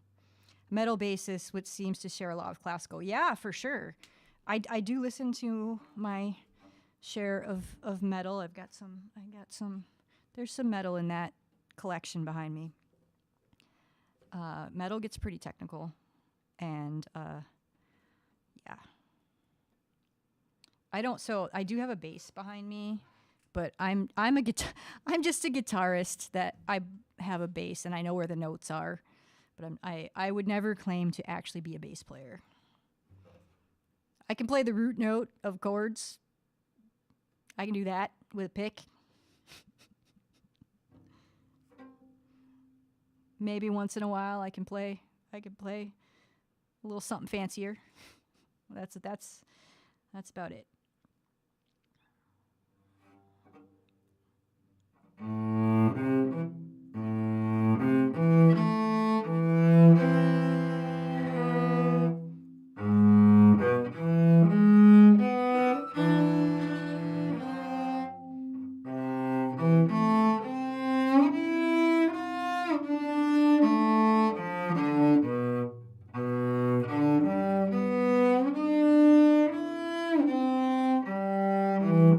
That's how it goes. That's the right rhythm.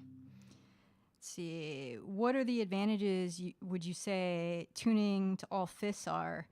Any part of you wish cello was tuned to in fourths? I mean, not really. I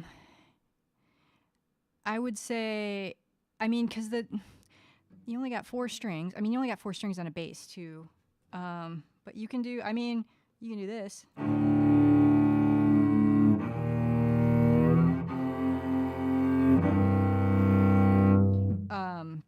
I don't know. It's just, I haven't really thought about it, actually. Like, it's just different. And then it means that my brain gets scrambled when I switch between guitar and cello or violin. That's really what happens. But, like, in fourths, you can do, like, bar chords and stuff. I don't know. I haven't really thought about it. It's a good question, though. Rada says, I love the movie The Pianist.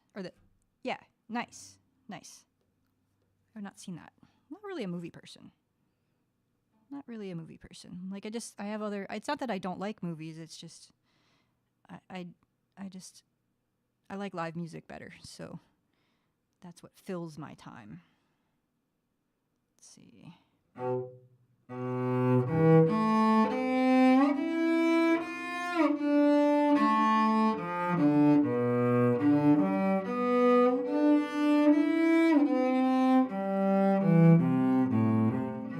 Okay, so here we've got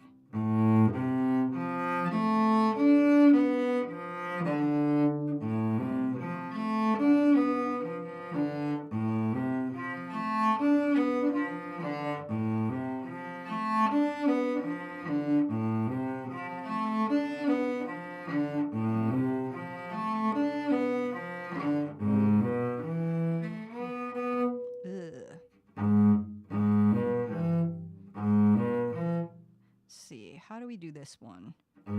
Let's do it with no slur. Rob says you don't have to shift as much with fifths. Yeah, that's true. That's true. Especially on violin. You can get away with a lot more in first position in violin because you got a whole step and a half reach more than on cello. Well, I guess a whole step because you can extend.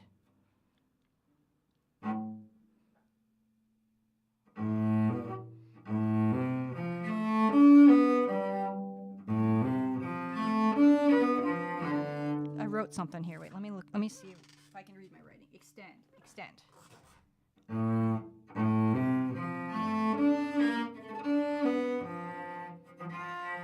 Oh, right there. When I play that F natural, I want to extend so I'm ready to play that G sharp.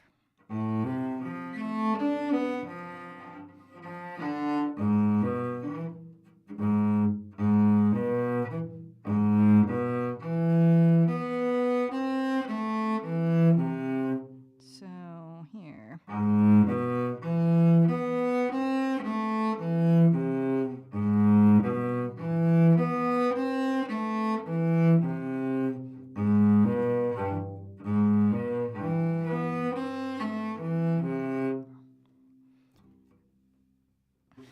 Finally, someone else calls it a slur. I mean, yeah, because on guitar and bass, it's a hammer-on or a pull-off.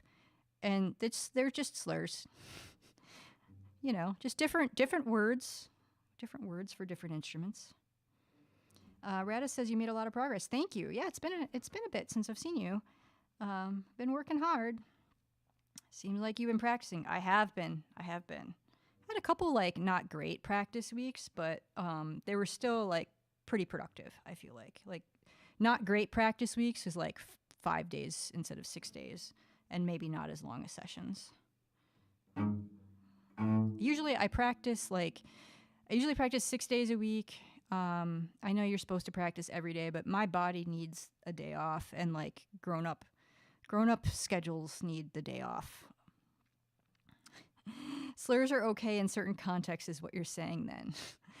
Don't get me in trouble, please.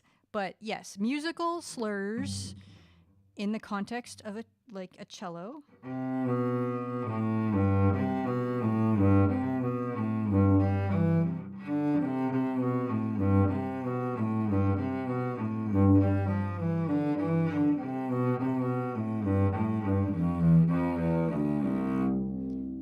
kind of slurs are okay. Other kinds of slurs are not okay. The non-musical kind of slurs are not okay.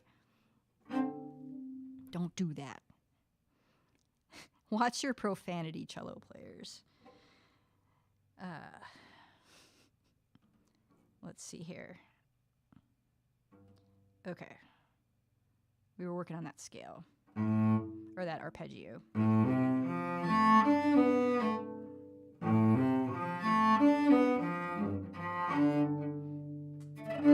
going to just do this measure a few times.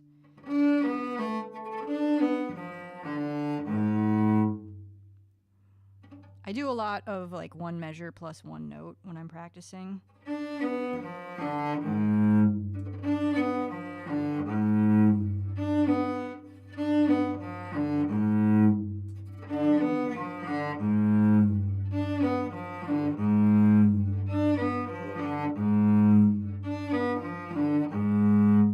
So let's go back a little bit.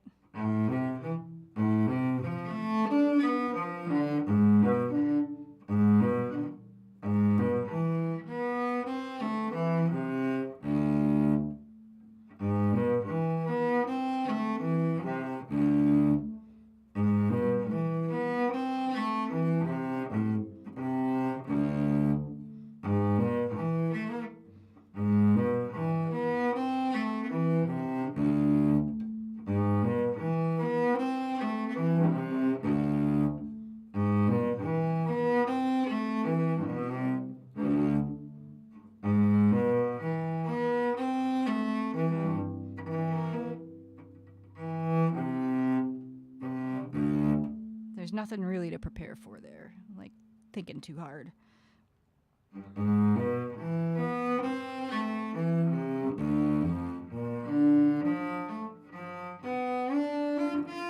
Ooh, that's nice. Oh wait, except that's a B natural because we're in C major, A minor, something along those lines. Oh hey, let me turn that off. My last stream was a raid train.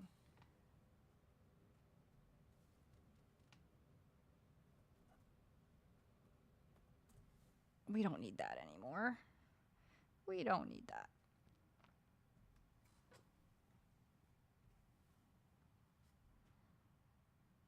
Yeah, it was last Sunday. I did a raid train with a bunch of people from the Radical D's community, and she does like a lot of Ableton stuff, like really cool, a lot of programming in Ableton. And I think she usually streams on Sundays at, I think, noon Eastern, 1 o'clock Eastern, something like that. Something like that. There we go. There we go. Much better. Radis says, do you play chess games or checkers? I do not. I used to play checkers a little bit when I was a kid, and I know how to play chess. But I don't have the patience for it. The radical D. I'll shout her out.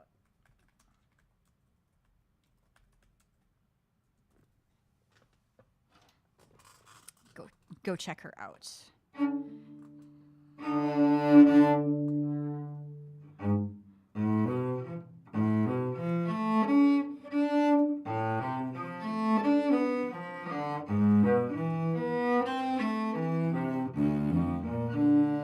Wait a minute. Nope. It's his. That's a 3. Oh, I like that even better. I like that even better than a B. I like the B better than the B flat anyway.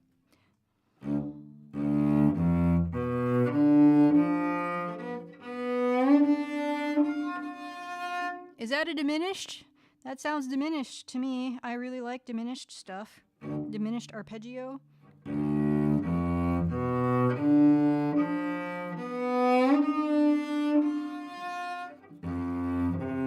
then it goes.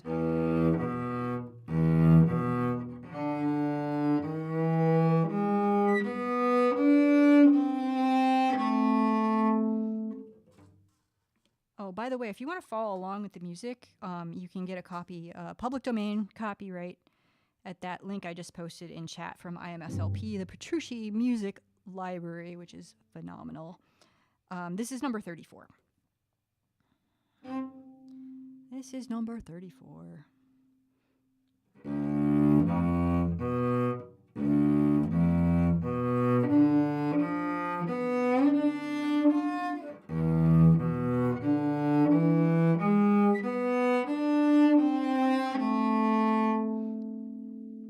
So there's some preparation that needs to be done here.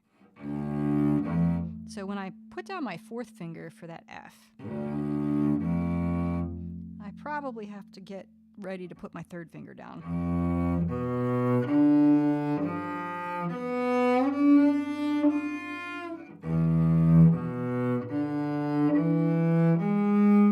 And then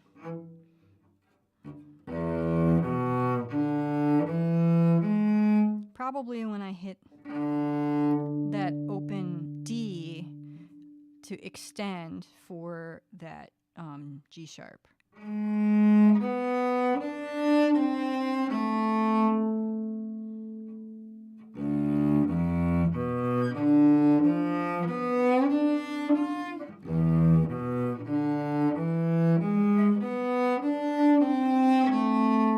This is Allegro, by the way, so I'm playing it way under tempo. It'll get faster. So preparing is much more important when you're going faster.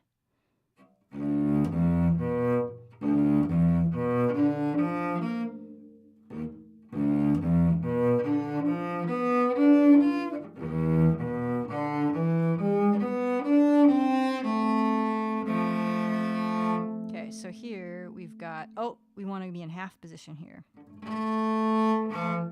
So that's a 3.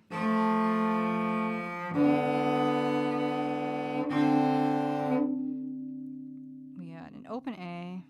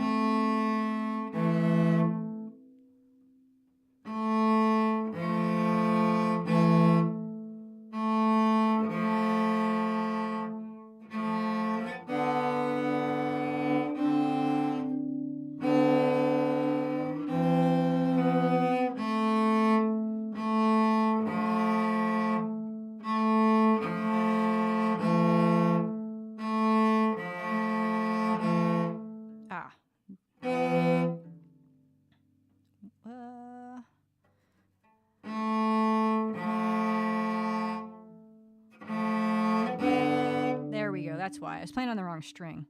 That's what was going on.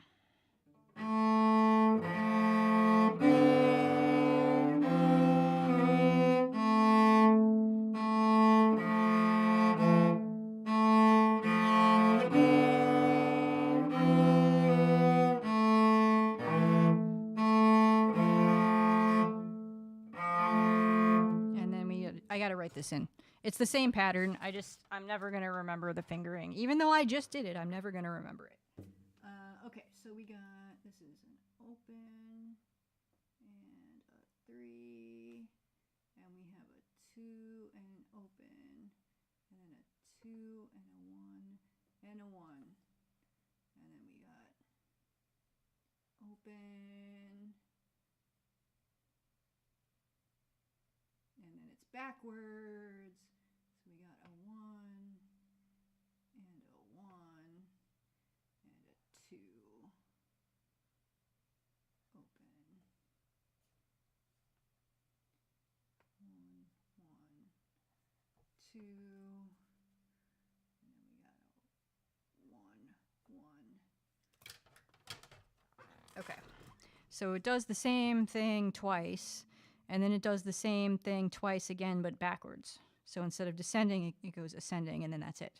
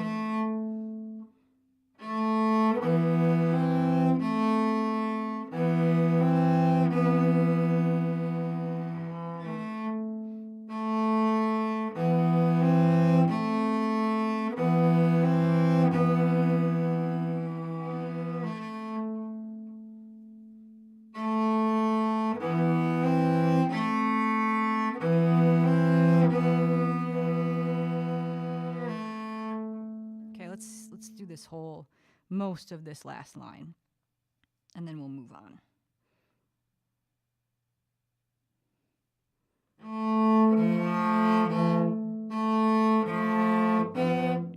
Okay.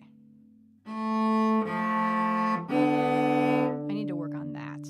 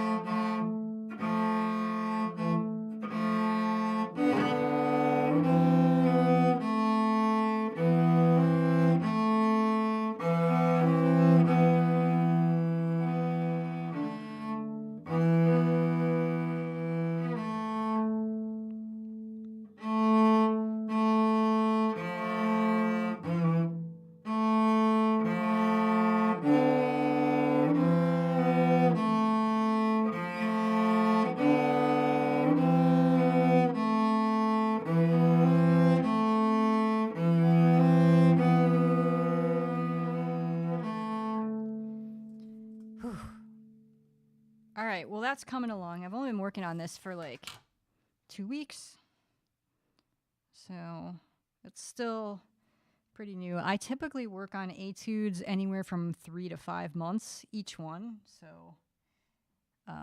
that's that.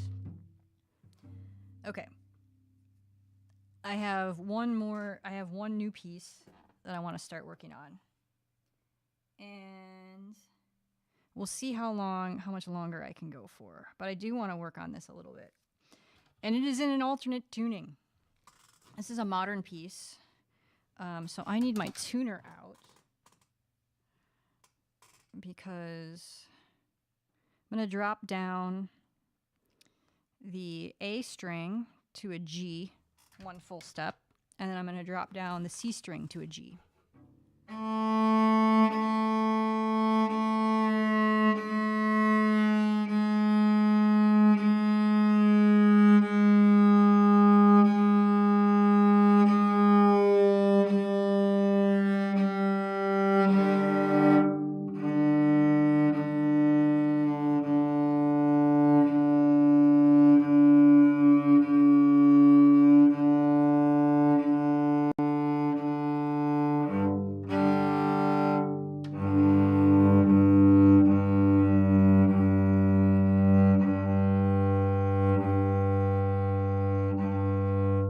You got to retune all the other strings.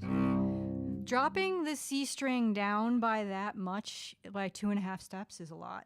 And I don't know if I'm going to be able to use these strings on, like I might need to get a different C string to deal with this.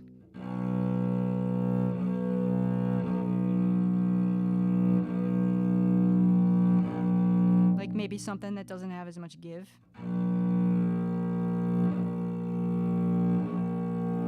We're down to A sharp. Halfway there.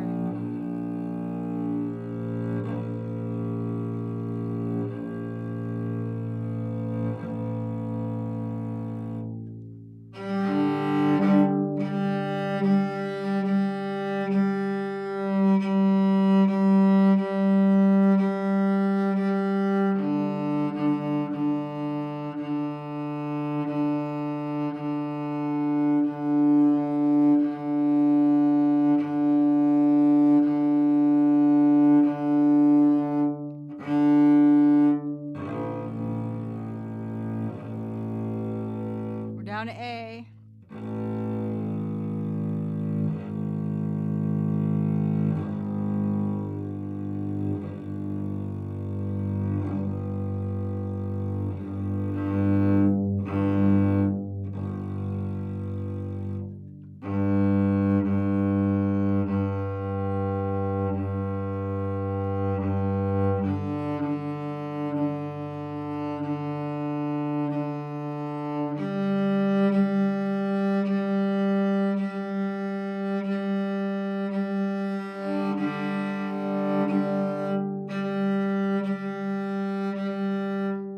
Close enough. So this piece, I was so excited because I got to buy my sheet music on Bandcamp. And it was very exciting for me because I'm a Bandcamp fangirl.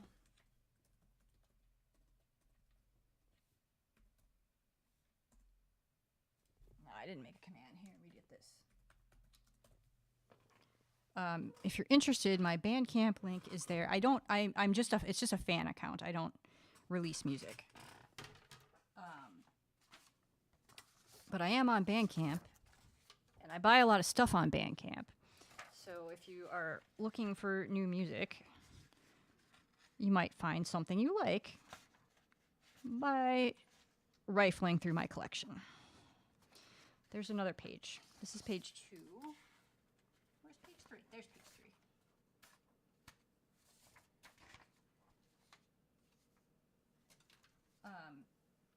So this is so Helen Mountfort. She's a modern composer, and you can buy her album of her actually playing this whole business. It's like a whole album. I mean, it's like modern, so there are songs, pieces, movements, whatever. And you can buy the sheet music from. There's like a version that you can get just the audio, or you can get the audio plus the sheet music, and it costs a little bit more. And it was very exciting for me to be able to buy this on Bandcamp. So we're tuned G, G, D, D. G, G, D, G, G, G, G, G, D, G. So almost all Gs. And this piece is pizzicato.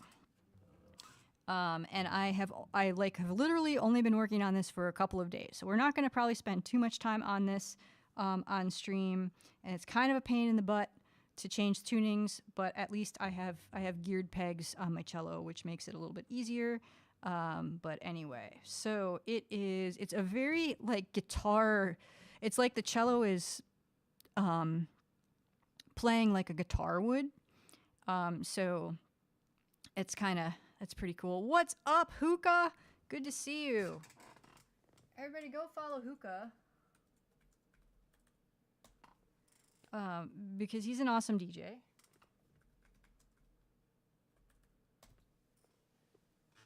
And one of the people that I see out and about sometimes. We knew each other before Twitch. Anyway, so this piece is called Bedrock, and it's actually not too difficult. So what's interesting is in the sheet music, there's like a really, really teeny tiny staff up above the main staff to show you what the notes, like the tones of the notes actually are, but the staff is actually written as if the instruments, like I don't know what's normal for cello. Like I'm a guitarist. Like we read tablature. I don't know. But yeah, for cello, she wrote out the sheet music like as if you're still in standard tuning. So you don't have to think about what notes you're playing, I guess, which it makes a lot of sense to me, actually, now that I've run through this a couple times. And then there's a lot of, as a guitarist would say, hammer-ons and pull-offs. So there's a lot of left-hand pizzicato, and that's a thing that's challenging to, like, it might be hard for you to even hear this, but it goes.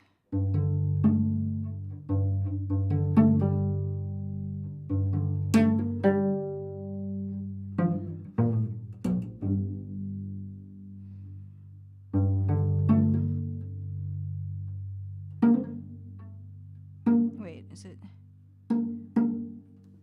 a shift there? Yeah, there's a shift there. I'm gonna have to write that in. That hammer-on. We'll use guitar terminology here. We're multi-instrumental friendly.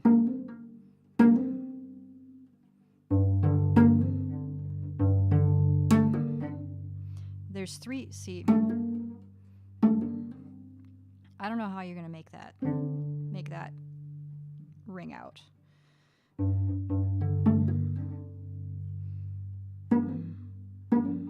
What is this here? It's Grace Notes. It's so tiny. So tiny. Okay, so this is probably... No, it's probably here.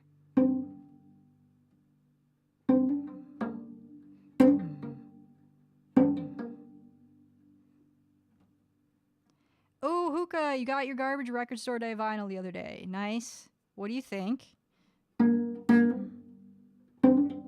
So this is probably... It's probably a 1 there. Wait, yeah. It's probably a 2.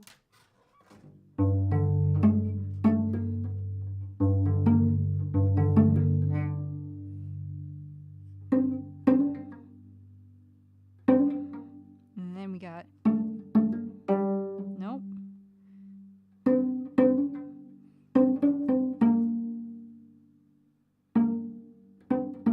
And this is probably... Probably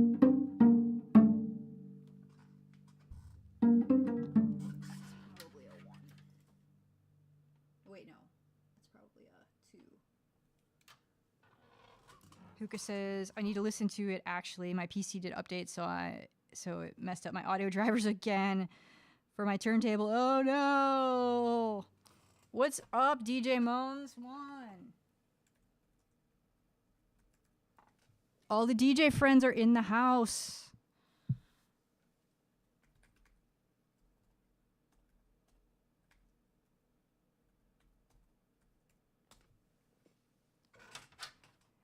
Welcome in, everybody. I am playing, so everybody go follow DJ Moans 1. He is an awesome DJ. He plays a lot of genres, but like kind of tends towards the darker side of things. And he's also a flute player, which is super cool. So we know each other from the DJ community. And he came over here one night and he was like, I didn't know you played the cello. And we were nerding out on musician nerd things. So thank you for the raid, DJ Moans 1. I hope you had an awesome stream. Thanks for the follow, Cat. So we're playing this piece. I'm tuned down. We're tuned down to G, G, D, G. So my lower string is tuned down a lot. 2.5 steps for the music nerds in the house. My A string is tuned down 1 whole step. And this is a piece that I bought on Bandcamp. Oh, and I did a thing. I think. I thought I made a thing.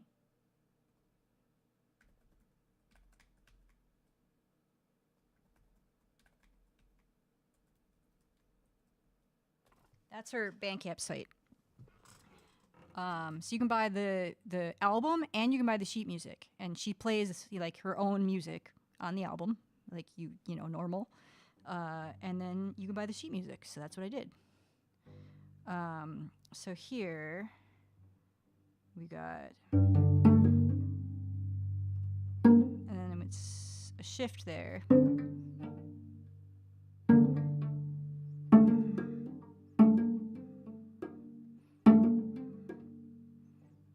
So this is, to make this audible is going to be with a lot of, there's going to be some technique I'm going to have to really, really refine on my left hand.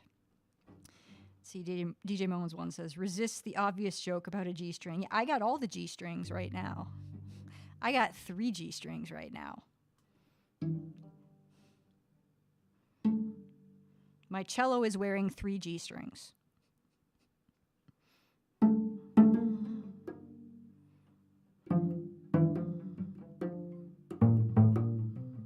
So what's happening here, it's the same finger pattern, we're just like going down the strings.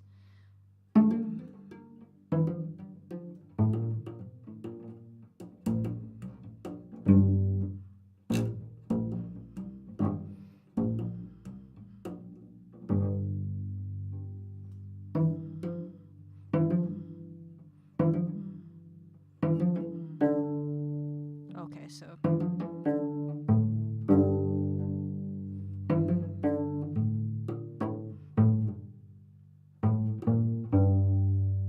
do this without the slurs, I think, or the hammer-ons and the pull-offs, if you will, for the guitarists in the house. Let's just do it 1 note per pluck.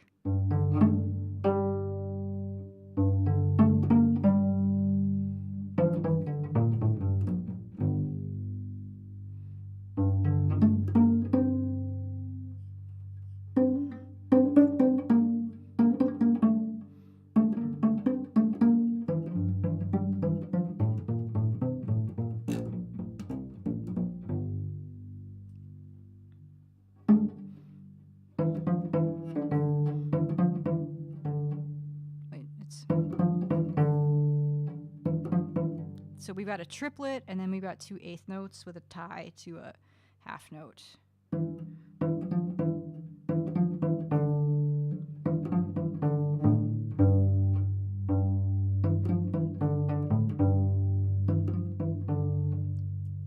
Might need a metronome for that. Kuyasai, what's up?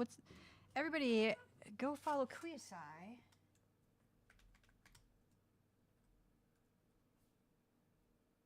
He's an awesome musician, just generally good dude.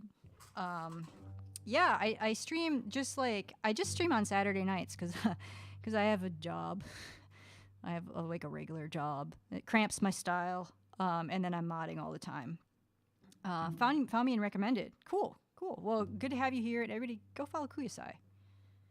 Stopped for 5 months. Yeah, it's just I love Twitch, but sometimes you need a break. Sometimes life tells you to take a break, as the case may be. Oh, you're on vacation. Nice. Yeah, it's good to see you too. Thanks for stopping in. It's good. Now you could see me in sort of 2.5 dimensions. I don't know. Do you do music for a job? No, I don't. I work in software. It's boring. And I just do music as a hobby. I'm just a hardcore music nerd. I DJ, not on Twitch. I DJ. That's another thing that I haven't had a chance to get back to because of other responsibilities just not allowing me to have time for fun things. But yeah, I play cello, I play violin, I play guitar, and I hang out on Twitch. See, Hookah says, I'm on Twitch break currently. Today is the first day I've ever been in a stream.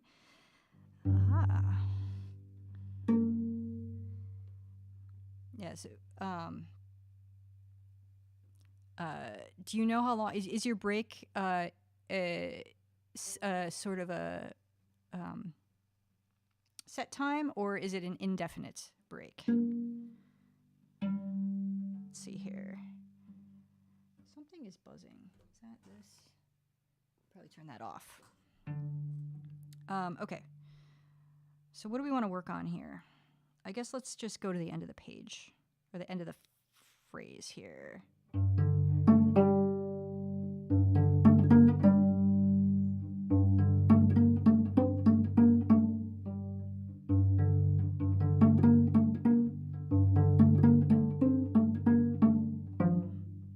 Let's see, is that, what's that?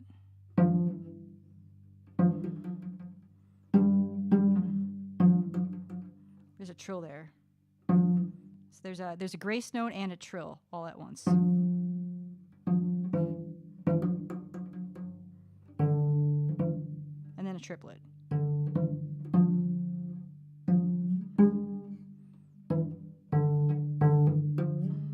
That's how it should be played. That's going to be a challenge. Nivek says, when's my next recital? It's in January. So a few weeks. I'm not playing this for the recital, don't worry. I'm playing that Satie Gnossienne 1 that I was playing earlier. Let's see here. So we've got...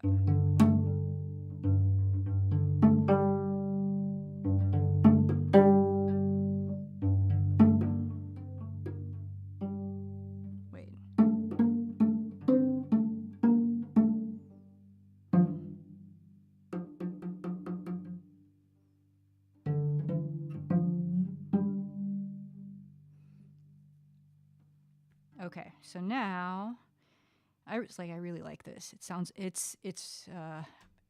pretty cool, I think. And it's actually not, I mean, like the hardest part is going to be, I think, the left hand, like the more sort of percussive sort of like making sound with my left hand is going to be probably the hardest part of this. Okay, so this next part now, where are we? So we're up here. And then we got...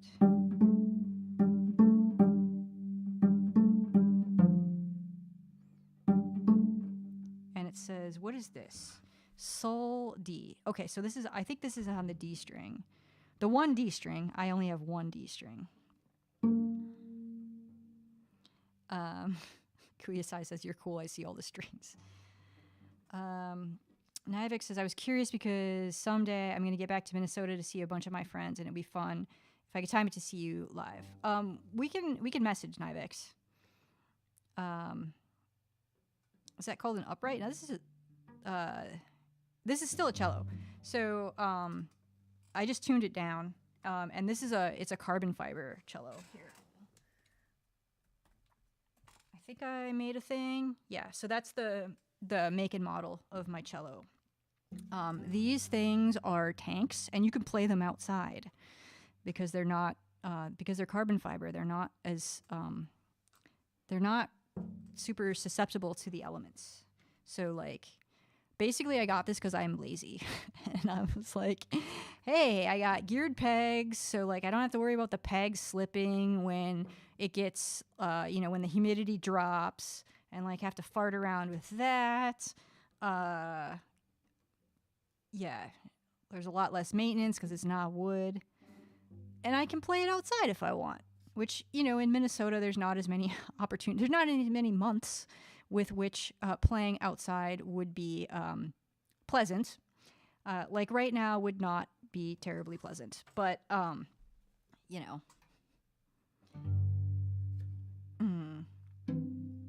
see. How deep is the sound? Okay, so like here. The bow. So I dropped this down from a C to a G. We're out of tune already. No. What's up, Keldon?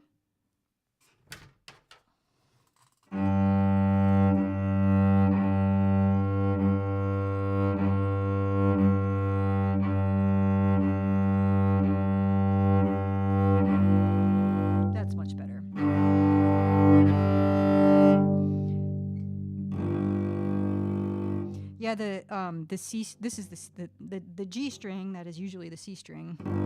The tension is really it's pretty loose. So it'll be interesting. This piece is all pizzicato, so all plucked.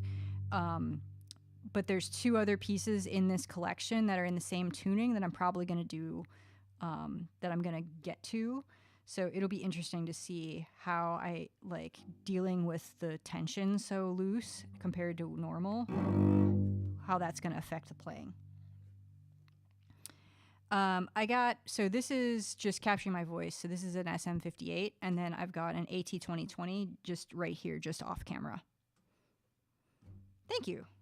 I appreciate it. Yeah, AT2020, you know, workhorse, reasonably priced mic, and it's been working like a champ. So I've got it like kind of pointed at the bridge, basically. That is fun, the low note.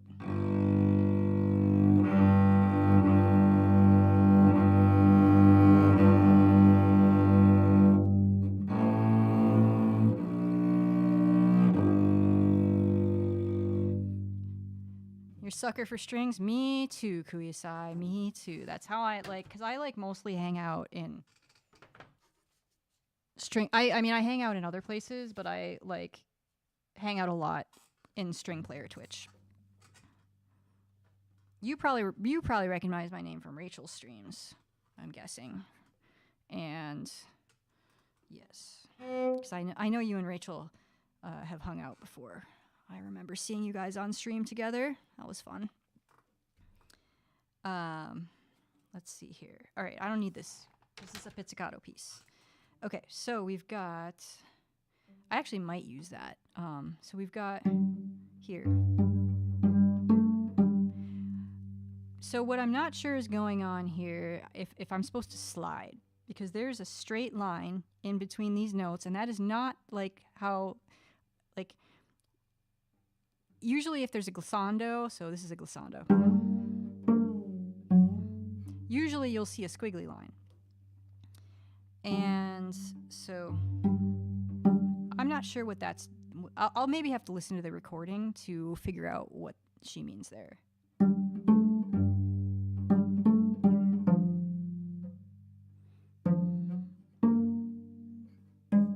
Wait, yeah.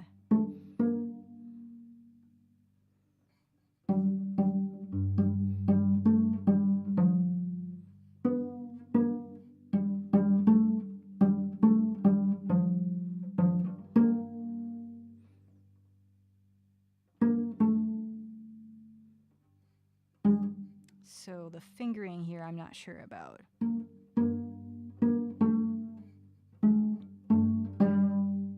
No. Got a B flat here. Wow, that's not B flat anymore. I don't know where I am. I don't know what all the notes are. I don't know what's going on. Let's see. Kuyasai says, miss her. She hides from me now. I've never played with Rachel. I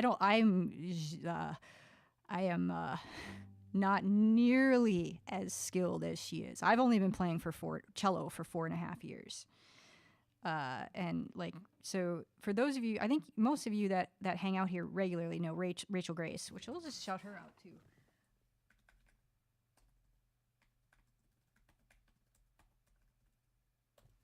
So I mod for Rachel. And I did get to see her. She plays with Vitamin String Quartet, and they were just on tour, so I got to see her. I went to 3 cities. I went to they played in Milwaukee, where I'm originally from the Milwaukee area. So I went with one of my best friends from high school, and another one of my best friends from high school was supposed to come, and then there was an incident that prevented her from joining us, and then I went to Iowa City, and then Des Moines, and then back up to Minneapolis. So it was like a nice little circuit. But yeah, I'm pretty sure I couldn't keep up with Rachel. I was playing with her. What's up, Alpha? Let's see here.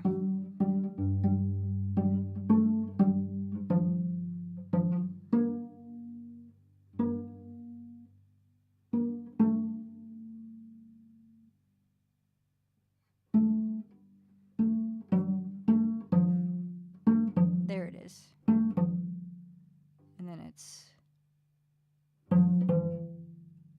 So we got a bunch of grace notes here.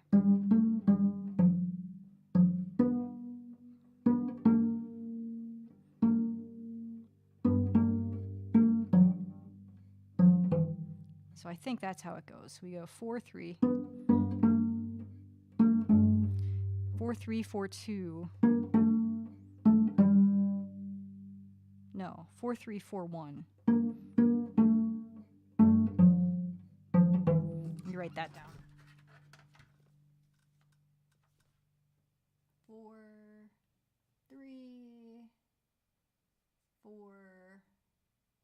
1 with an extension, and then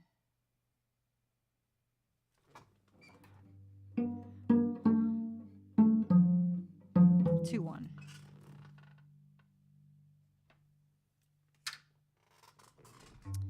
Kuyasai says, hopefully I'll get back to streaming. I have time to clean up my studio. Anyway, glad to catch your stream. I'm gonna lurk while I clean. Good luck. I just did some spring cleaning, like probably 6 weeks ago or so. And yes, good luck. Good luck. Thanks for hanging out. Nice to catch up. Let's see. So we've got here.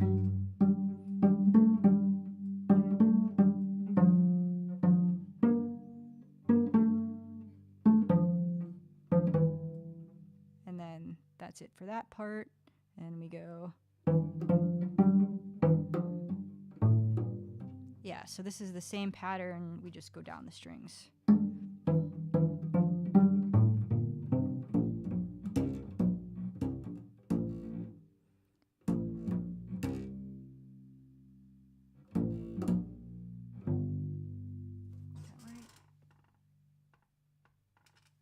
Okay, yeah, that's kind of hard to read the way she did that.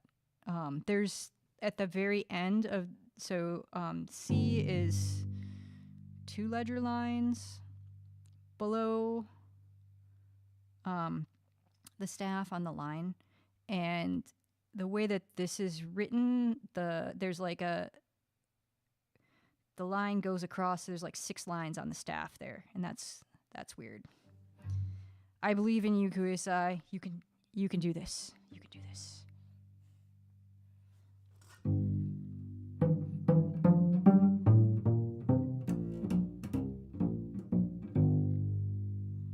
And then, but it's not too long. It's not a hold there, because then we have.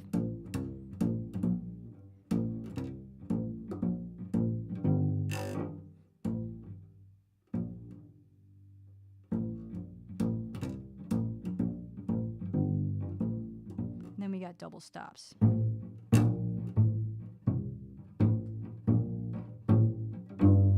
I have no idea how you would do that. So okay, so let me just read you this note at the beginning here. So she did a really nice job with the sheet music overall.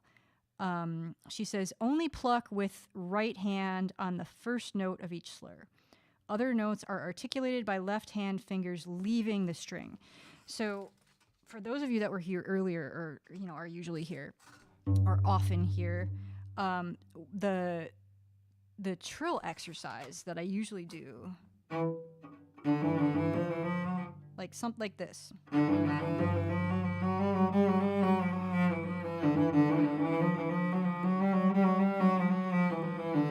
Those accents I'm making with my left hand.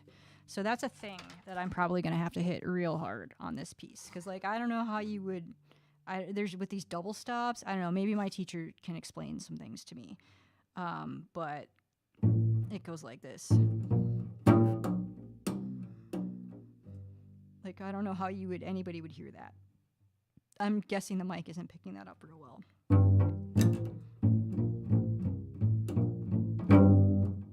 Oops.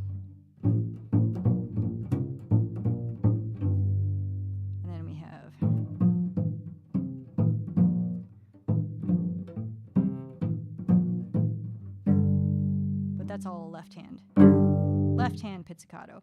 So left hand pizzicato, they'll put a little plus sign above the notes.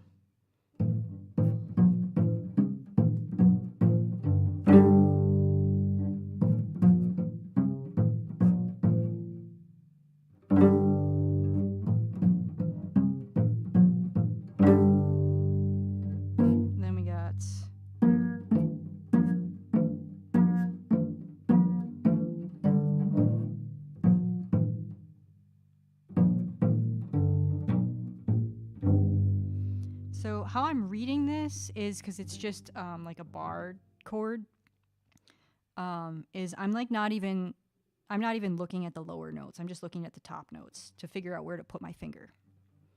So it goes where here.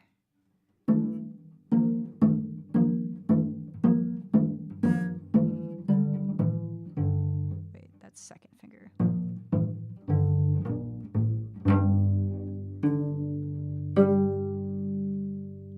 So now we got something else. We got arrows.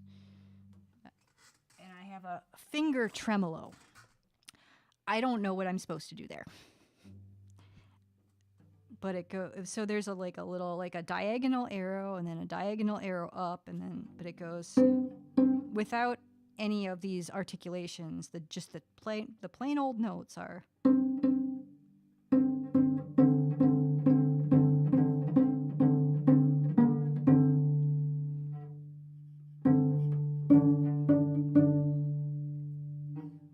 So I don't know what to do there. I'll ask my teacher. Oh, crap. I don't have another lesson until after the holidays. No! I guess I'll listen to the recording.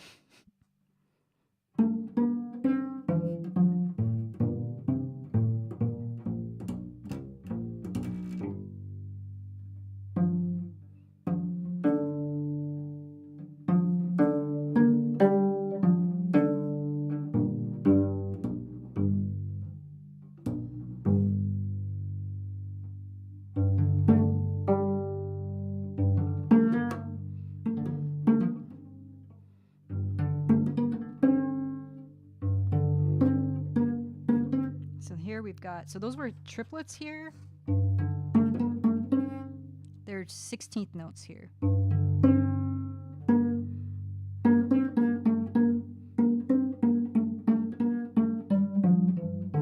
then there's a triplet. And then a page turn.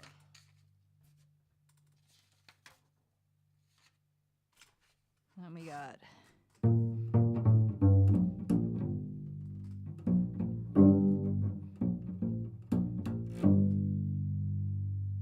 It is kind of nice, like the extra loose tension in the now low G string does make it a bit easier to do the left hand pizzicato.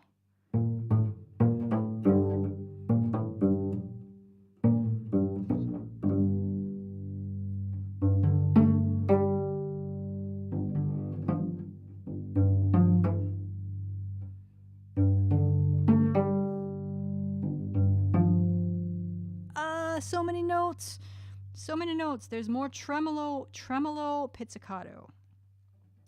Okay, so there are 3 and 4 notes at a time. So this is where we really get, this has got to be a strum. So we've got, oh, and that's easy.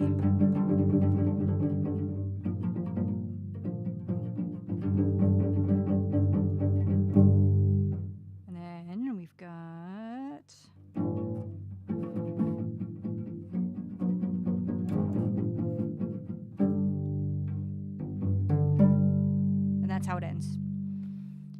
So this is a pretty cool piece. I really like it.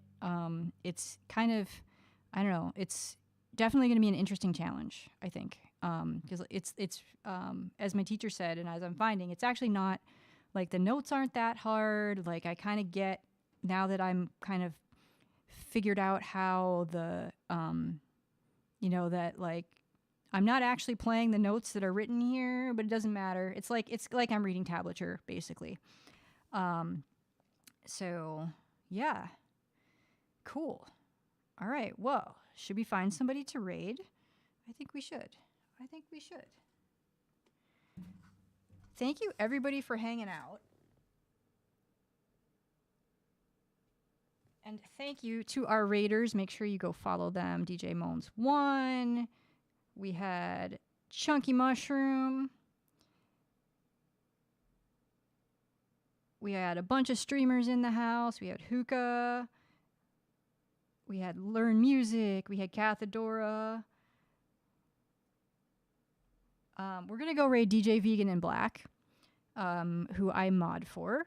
And she's doing a Saturday set tonight. Usually she does like rotating Friday, Saturday, or Sunday, depending on her schedule. What's up, Stretchy Beard? Good to see you. So let's copy the raid call. Let's show DJ Vegan in Black lots and lots of love. Everybody have a fantastic rest of your weekend.